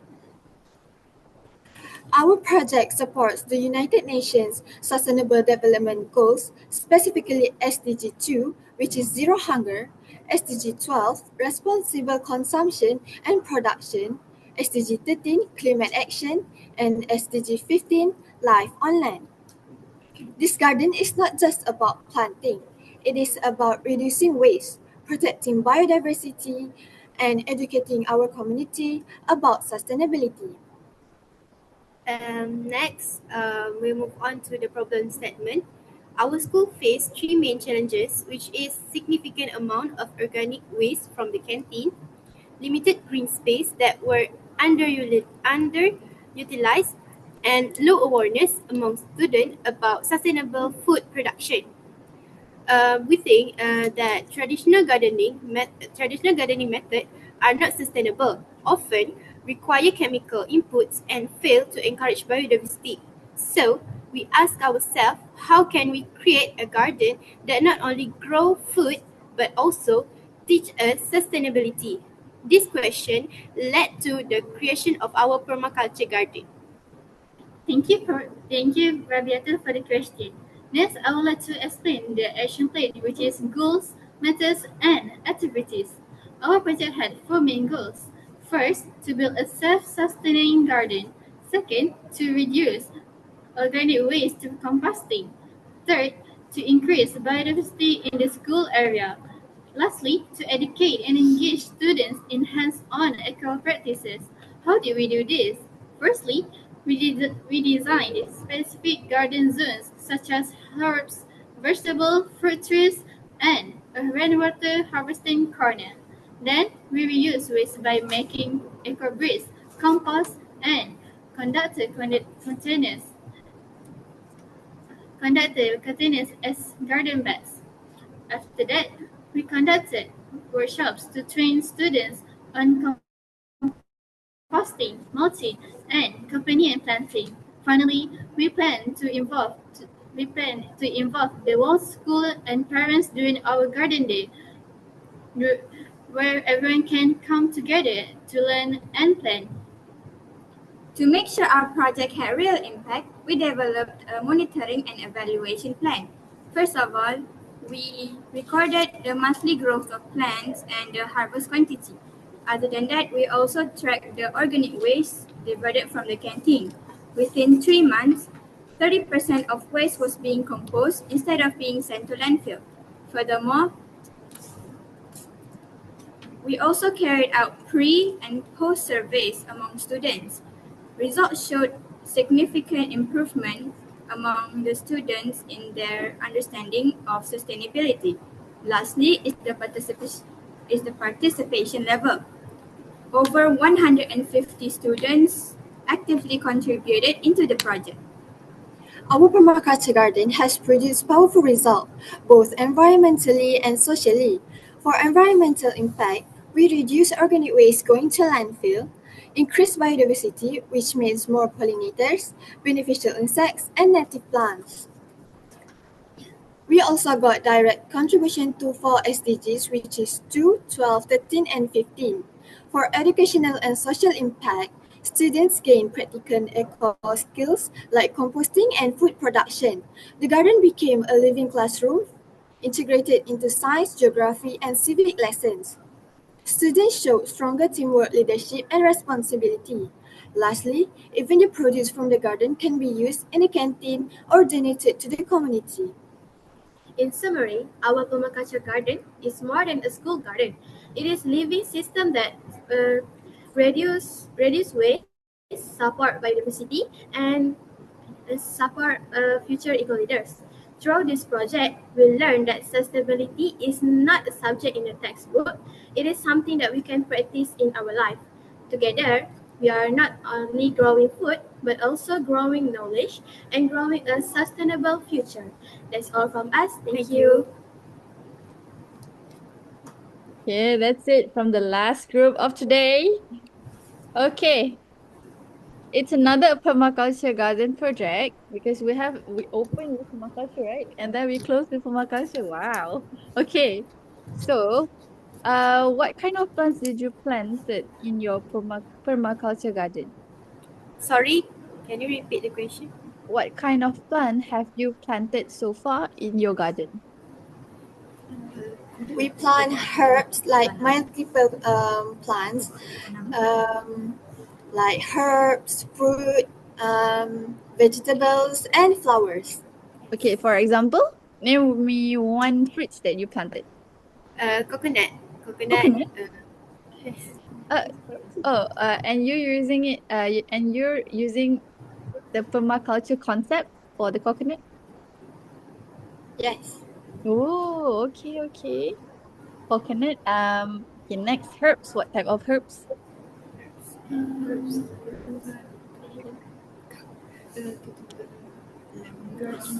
Lemongrass. Oh, lemongrass. Do you use it at school? I mean, do you give the lemongrass to the canteen, or do you bring it to your house? Sorry, can you repeat? Once you harvested the lemongrass, do you give the lemongrass to the canteen for them to use, or do you bring back the lemongrass to the house, to your home? We donated it to the canteen, Oh, and if there's leftover, we will sell it to the teachers. oh, Or you staff in sell it. school. Okay, okay. All right. We have one questions in the chat. What is the main challenges in implementing the permaculture project in your school? So do you have problems with insects or maybe monkeys? Is there any monkeys?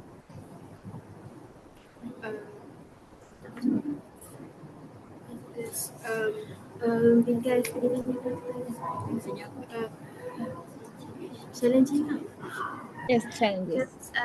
Our knowledge is not enough, so Okay. we need to instead of insect or animals, our challenge the challenges in this project is actually among us. There's not have a full or enough knowledge. Okay. to make this plan. So we are take initiative to make a searching at the internet. So yeah. Okay, so lack of knowledge to conduct the project. Okay, next, we have three questions all from SMK Kerteh. So, okay, first one, I let Haifa first. Haifa from SMK Kerteh.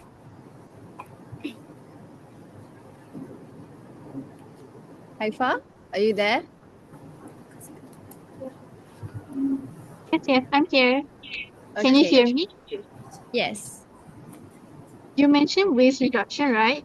How do you monitor the amount of organic waste diverted to compost? Macam mana kita kira sampah-sampah tu?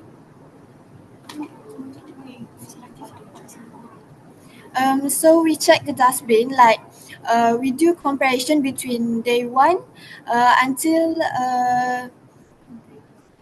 a month to see the reduction of the waste from the canteen. As example, we look for the dustbin and we count how many plastic bags that we use to collect all the waste in a day. All right, thank you for answering. Welcome. Okay, thank you, Haifa. Next is Wafika. Hello. Okay. So I would like to ask, how do you maintain and monitor a permaculture garden? Actually, we have our schedule to watering the plant and to put fertilizer. So we have a timetable to when we water the plant, when we fertilize it. So everyone is responsible in this. Responsible in this permaculture garden. Okay, is everyone in your school contributed to the permaculture garden? Yes, by taking care of the garden, because some students, we have a naughty one, but they are not touching the garden. So Okay. yeah, it's a contribution to the garden. Okay, is it being managed by your eco school committee or everyone in the school participated in this project? No, it's a contribution from the whole school also. Okay, the whole school. Okay. Yes, because we ask help from the students who have free time to come and clean the garden. How many students in your school? 400? 465. Oh, okay, 400 plus. Okay. There's a lot actually. 460 plus contributed in the permaculture garden. Okay, one question from Alif SMK Kerteh. Hello. Okay, boleh dengar. Okay. So I have a question. How do you plan to sustain the permaculture garden in the long term while keeping the student continuously engaged, especially as they graduate and new students join? So for new students, we will explain about the garden, introduce the garden to her or him. And then to sustain the permaculture garden, we will do a routine to check up on the garden so it is not abandoned.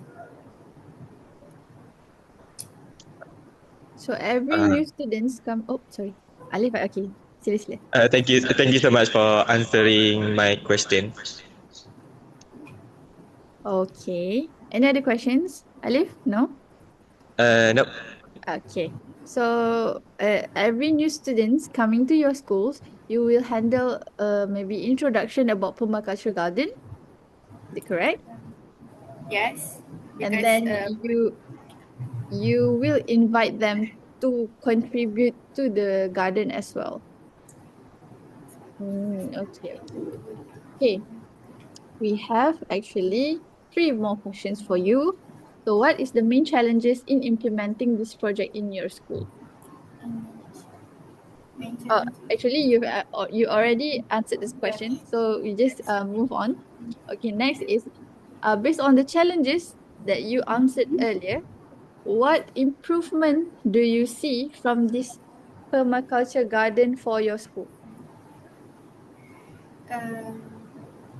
Actually, the improvement that we see in this permaculture garden, people, the um, people have more knowledge because we have learning.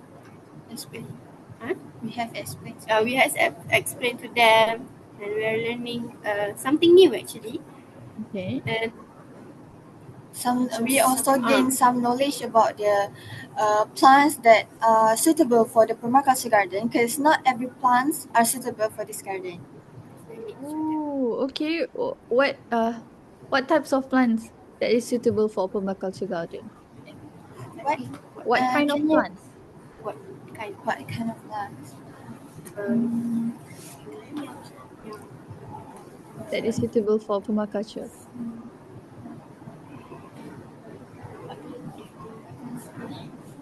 Actually, Okay. Okay. You keep that questions first. You keep that questions first. We will ask you during the discussions. Is it okay? Okay. Okay. So one last questions from the chat. It's good to see you guys successfully implement permaculture into action.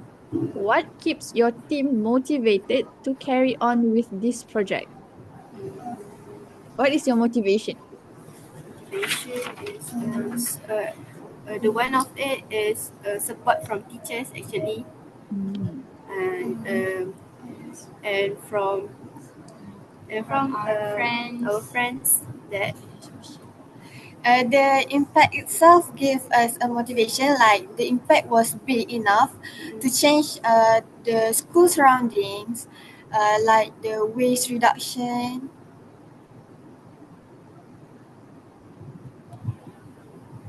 Okay, thank you.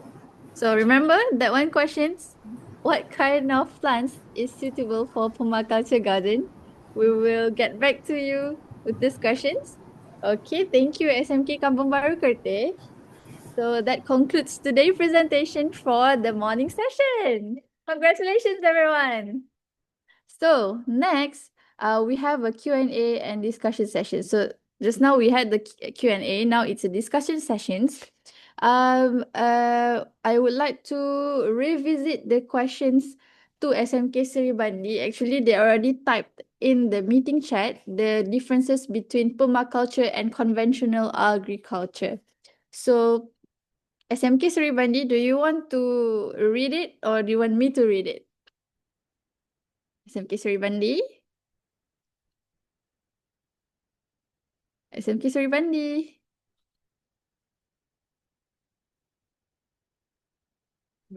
Okay, it's okay. So I will explain what they have. Okay, SMK Seribandi? Okay, go. Ya, baca saja. Yeah, just read it. It's okay. Sekejap. Okay. Okay. Biar. So I just have to read it back. Yes. Wait. Mana kat atas lah kau? Yang type tadi.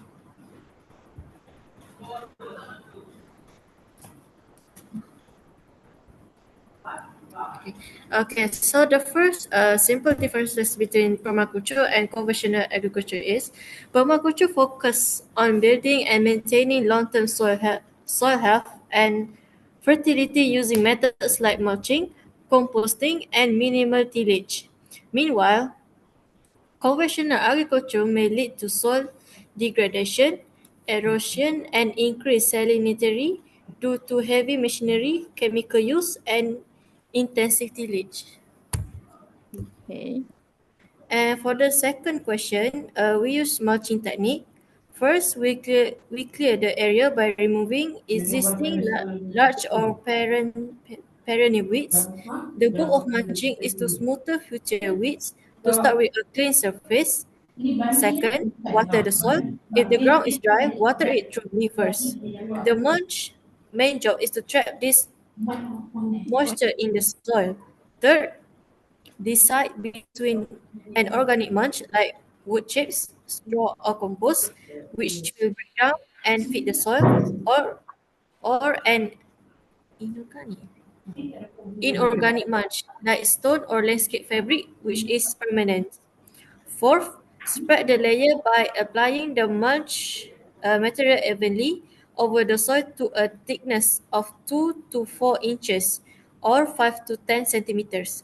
If the layer is too thin, weeds can still push through. If the layer is too thick, it can prevent water from reaching the soil. Fifth, the donut rule. This is the most important tip. Keep the mulch a few inches away from the base of the plant's stem or tree trunk. Yang method tu? Okay. Yang method tu? Mana? Method lah. Method Okay. Okay. Thank you, Okay, SMK and Sarabandi. lastly, Oh, okay. lastly, create a donut shape, not a volcano. Peeling it up again, the trunk can trap too much moisture, causing the plant to rot or attract pests. Okay, that's all. Okay, thank you, SMK Sarabandi. Okay, next. I just want to add something from SMK Ringlet. Actually, I visited SMK Ringlet last week, and this is actually their aquaponic pond. It's actually a very big pond, just to add for SMK Ringlet. So, it's actually very amazing to see how they turn the drain into such a big pond. And they also have guppies and also koi in the pond. So you can see how big the pond is and how big the fish is actually. And this is actually the duckweeds from the guppies tank, I think. You can see in the ring. Yeah. Yeah. The red ring here is actually the guppies. Is it? Okay. So do you want to add anything, SMK Ringlet? No, that you already showed and then talked about our project. Thank you so much that you appreciate it. So Okay. this is our project. Like I said, we separated the fishes and then the large fishes and then the plants. Okay. Do you have the You photo want to of? see the filtration system? Do Yeah, you yeah, yeah. want to Sure. look? Please Okay. share it. Okay. Can you share your screen?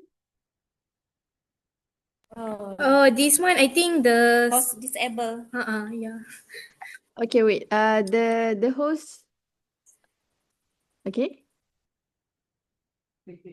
Okay. You can share it now.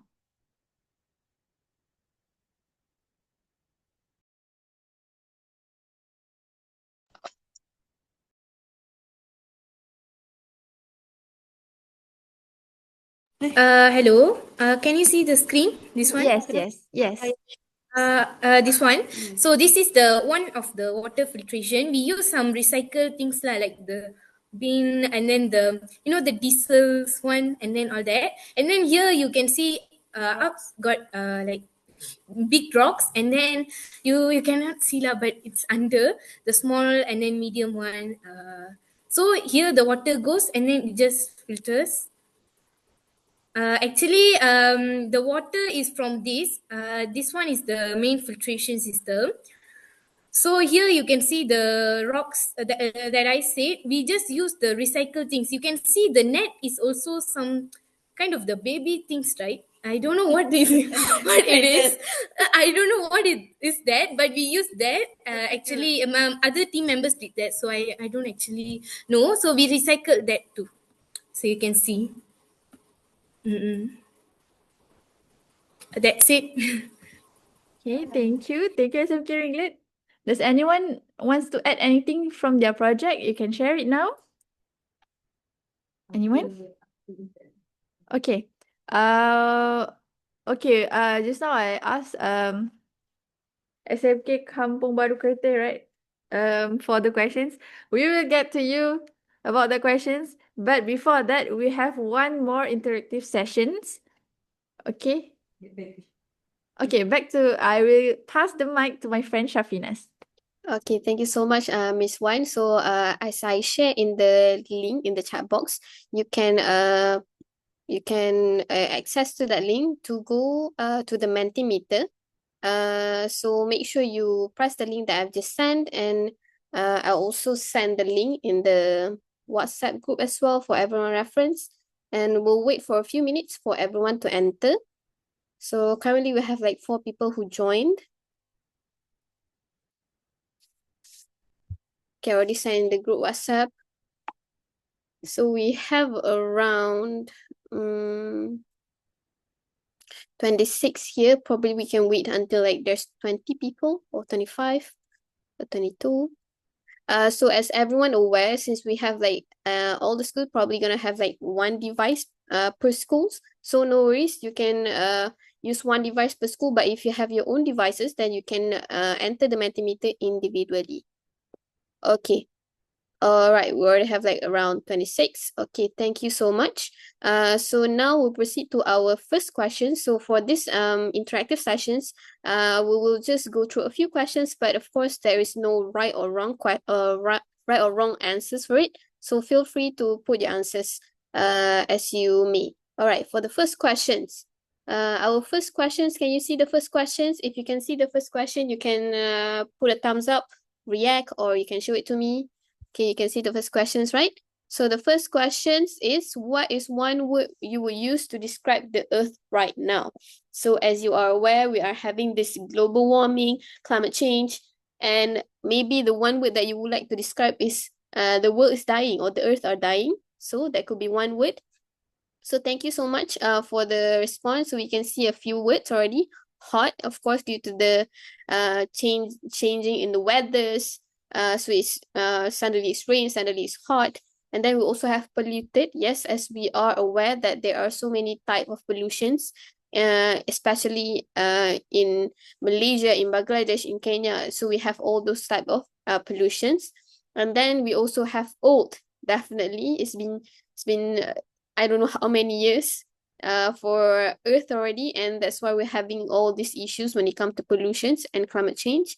And then we also have healing in some ways, yes, because you as a student, you are having this, you have all this eco school project. That's why you're trying to heal our Earth, all right? And then we also have suffering, fragile, definitely.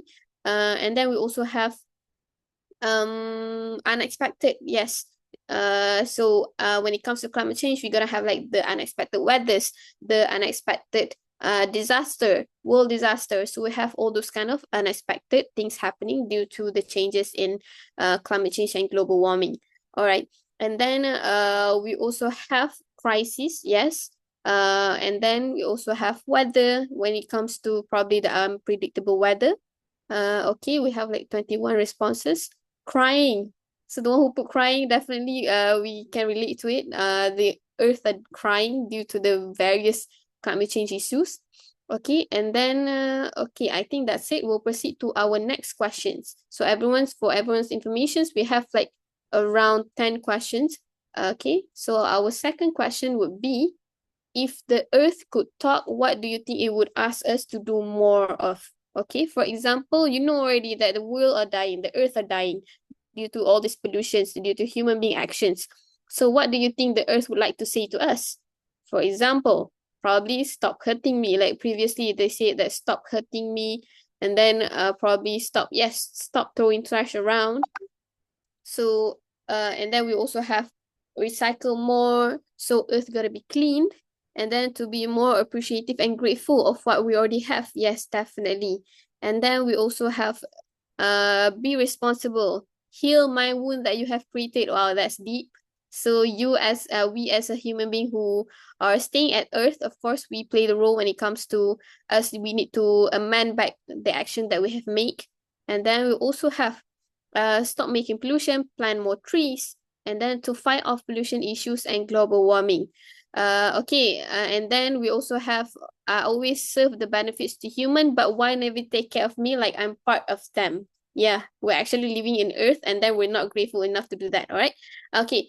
So for all this question, please refrain yourself from commenting other things that is not related to the questions. Okay. All right.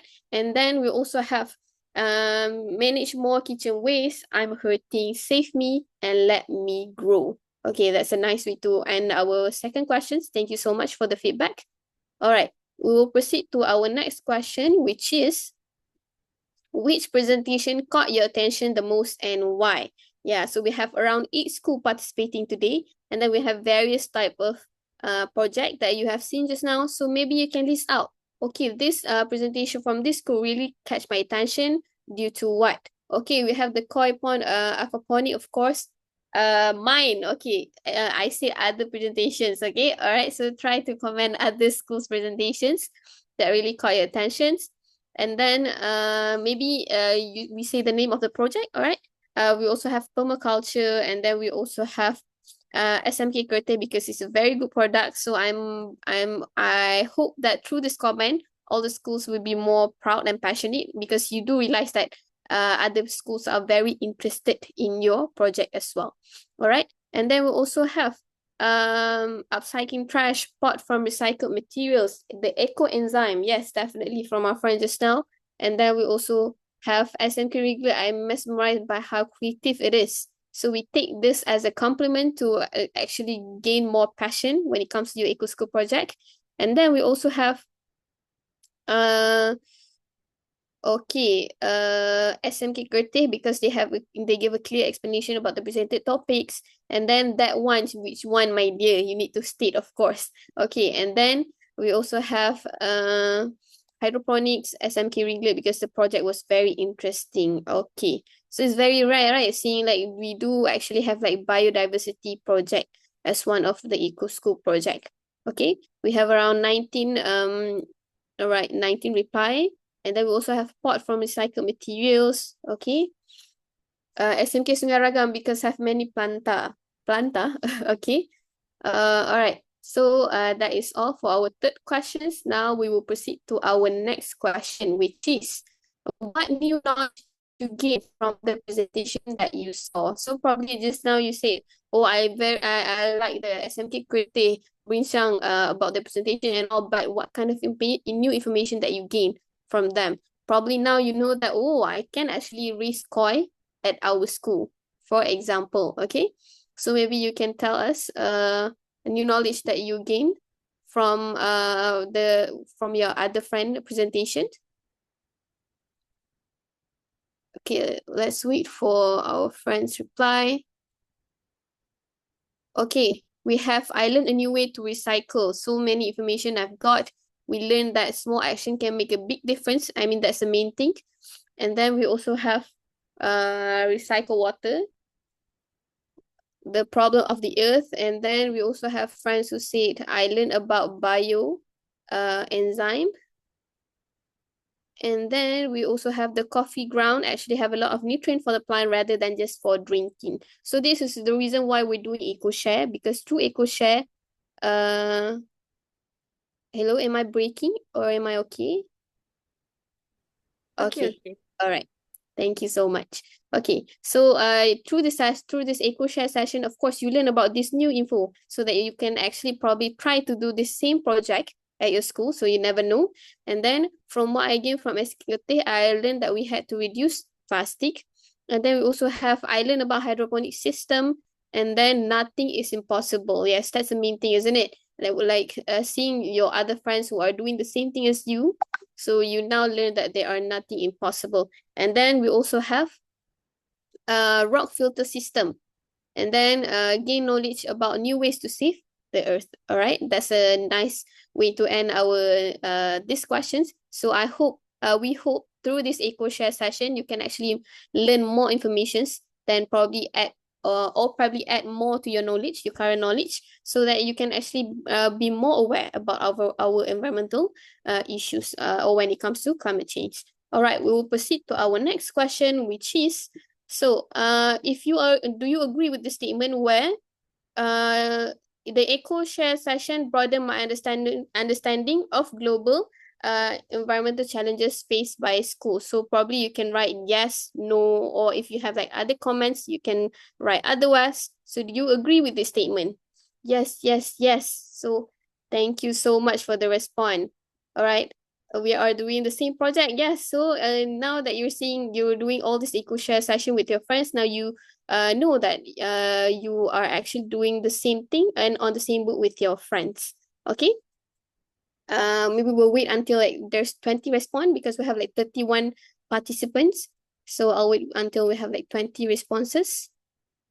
So hopefully through the sessions, it is quite a meaningful session for you because you have the opportunity now to engage with all these international schools, eco schools. All right, now let's proceed to our next question, which is, I feel confident to lead or support an eco-friendly initiative at my school after today's session. So today you did all this presentation in front of the other school. So do you agree with this statement? Like now I think I am more confident when it comes to I need to tell stories to other people about the eco school project at my school. So if you agree, agree. Yes, I feel encouraged to do so. Yes, thank you. Yes, thank you so much for the response. This session inspired me more. Yes, that's what we're hoping for this session. And then we also have, yes, I gain even more confident because everyone is so welcoming. So welcoming and so interested as well. Am I right? Like, I mean, through every sessions, everyone are asking questions, so that show how people are very interested in your eco school project, right? And then we also have yes, because we can share our knowledge to others. So that's a very proudful moment as well because you are now have the main role in influencing other people, in influencing other eco school project. All right, confident enough, and that is more than enough. All right, thank you so much for the response. We will proceed to our next question, which is, what do you think is the biggest environmental challenge in your school or community? So I believe we are from all around the places. So we probably have different kind of environmental challenges in our school or in our community. So probably if you think that your school's one of the big challenges is plastic or less support from others. Yes, when it comes to eco school projects or eco school itself, we need a lot of involvement from the community, such as the school, even the school staff, and even your family and parents, of course. The weather, probably in a way, because in some places, definitely now, it's a rainy season or the weather is too hot. Probably that is one of the causes if you are focusing more on planting the trees. So that could be the issues. And then we also have pests, yes, and then we also have student involvement when it comes to the issues, all right. And then definitely recycling. Some of our student doesn't really acknowledge the importance of recycling, and that's why you are playing the main role when it comes to raising more awareness. Why is it important to get rid or to reduce when it comes to plastic waste or waste in general? And then we also have students who have a low exposure to the importance of saving the environment. Too many trash, need to educate students. Students are not taking care of the environments. And then we also have, as you can see here, a lot of it are more to students' involvement. All right. And that's why you're playing the role as eco school community. So that's why we doesn't only prioritize the eco school community to participate in eco school project. Your other friends could also participate in eco school project to make them more aware about climate change issues. All right, thank you so much for your responses. Now we will proceed to our next question, which is, in 3 words, how would you describe the impact of your project? So this is the moment where you want to be proud about your project. For example, through my project, I can actually reduce school waste. So those are the things that could vividly describe the impact of your project. Okay, so you may type away your answers and then we can see and show to your friends the answers. Amazing, incredible, fantastic. You using the all the vocab that you know. Okay, okay. And then clean, low cost, practical. Definitely when it comes to eco school project, you need to have you need to be practical, you need to see the impact. And then green food generation, of course, if you are doing vegetables or herb planting, and that's enough, is a great impact for your eco school project. And then we also have clean, fantastic, and oh yeah. Okay, hopefully your other friends could understand that. And then we also have less plastic usage, and then practical corporations and amazing. And then we also have very insightful knowledge, effective sustainability, and biodegradable. Okay, that's a good way to describe about the impact of your project. Okay, I think we'll wait until like we have like 20 responses because we have around 31 participants here. Okay. Hydroponic, good and tasty, amazing project, everyone. Okay, thank you so much for the encouraging words. Okay. We also have eco that I guess that is the one word that could describe your eco school project itself. And then we have green, sustainable, useful project. Thank you so much for the answers. Okay. All right. Now we'll proceed to, I believe, our second last question, which is, what advice or lesson would you share with a school who just began their environmental journey? So, for example, you have friends or other schools who are taking the first step when it comes to eco schools. So, what kind of advice you would like to say to them, or even to a person who would like to take the first step when it comes to sustainable life, or doing an eco habits in their life? Okay, keep it up, share your project. If we don't take the action now, we will regret it in the future, definitely. Better late than never, Chayo. Okay, thank you so much for the encouraging words. And then we also have ask others when you don't know, and that's why it's important when you are doing eco school project or when you are participating in yourself with sustainability. If there are things that you are not sure, make sure to refer to an expert so that you can gain more knowledge on a certain area. And then you also have be patient. And then we also have stay strong and keep going. We also have don't do just for the name or just to be involved in the program. Do it for your planet and do it for the future of the world. Thank you so much for the great words. So definitely when it comes to environmental issues or sustainable life, you need to have the main goal, which is you're doing it for the future generations. You're doing it for the environments. And that is the two key when it comes to eco school, of course. And then you also have don't rush and prioritize the school environment first. Yes, I would like to say that the first great step to start is by doing at your school first, because when you involve people in your schools and your community at your schools, then you will become more confident to raise more awareness to the outside community. And then you also have it may be hard at first due to time management issues at school, but believe me, it will be better after you started the project. Yes, I mean, most of the message that our participants said just now is just take the first steps, because that is the hardest step to take. But then after that, you should work together to push through. All right. And then we also have fun with the project and don't stress too much. Okay. So that is one thing that I believe students these days have the privilege, because you can go outside of the schools or outside of the class to learn about the eco school project, because back in our days, we are all about learning in the class. So there's no chances for us to go go out, plant trees. Okay. So this is a great chance for you. And then we also have generate money. Of course, as usual, we have our businessmen and businesswomen when it comes to EcoShare. Thank you so much for your responses. And now we have our last question, which is, based on today's session, what kind of improvement would you like to see in the next EcoShare? So maybe you can type type away your feedback about this session. Probably you want to see like more interactive questions, or you want to have like more pictures or videos from other school, for instance. Okay, how to do it step by step. So this is probably we can do or you can actually ask the questions during the Q&A sessions, because if you are very interested with the eco school project, you can actually ask the school about how to do it step by step, or you can also reach out to us, and then we can allow you to collab or engage with other school. For instance, if you have like any interest to do the same project at your schools. And then we also have I want more videos. Okay, hopefully after this we have more videos. And then we also have, perhaps we could gather up in one location and have a session face-to-face with the audience and judges, it makes things more interactive and fun.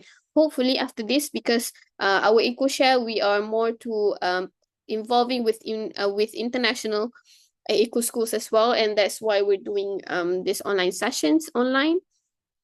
And then we also have please make each section has actual overseas schools. I look at this pointer. Oh, okay. All right. For this matters, actually, we involve with Bangladesh and Kenya school, and of course, due to the time difference, definitely when it's currently our time, we have like it's currently morning, but for them it's actually in the night. So that's why we have those issues when trying to involve international schools during the morning sessions. So for your informations, the international schools, they are involved during the evening sessions. So you are very welcome to enter these Zoom sessions, which is we will conduct it at 2 p.m. until 5 p.m. So you are very welcome to enter and then probably see what kind of project that they have in store for you. Okay. And then we also have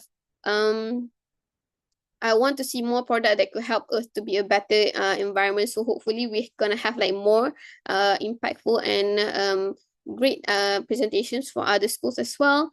And then we also have same here with like some videos related to the project. Thank you. Okay, more time to talk and explain and big ratio for presentation and poster. Okay, for the poster, we actually try to make it standardized for everyone because we want to make sure that everyone gonna have the same content. And if for everyone's information as well, we also did provide a template. So to make sure that everyone are presenting the same thing and you will be judged with the same thing for the best poster, for the best project and all. All right. And then we also have visit another school. Okay, hopefully, I mean, if you are able to get in contact with other school, then you are free to visit the other school to see their eco school project. Okay, thank you so much for the feedback. And then as usual, after this, we're also gonna have the post survey. So if you are too shy to type away your feedback for this EcoShare sessions, you can type away in the post survey as well. All right.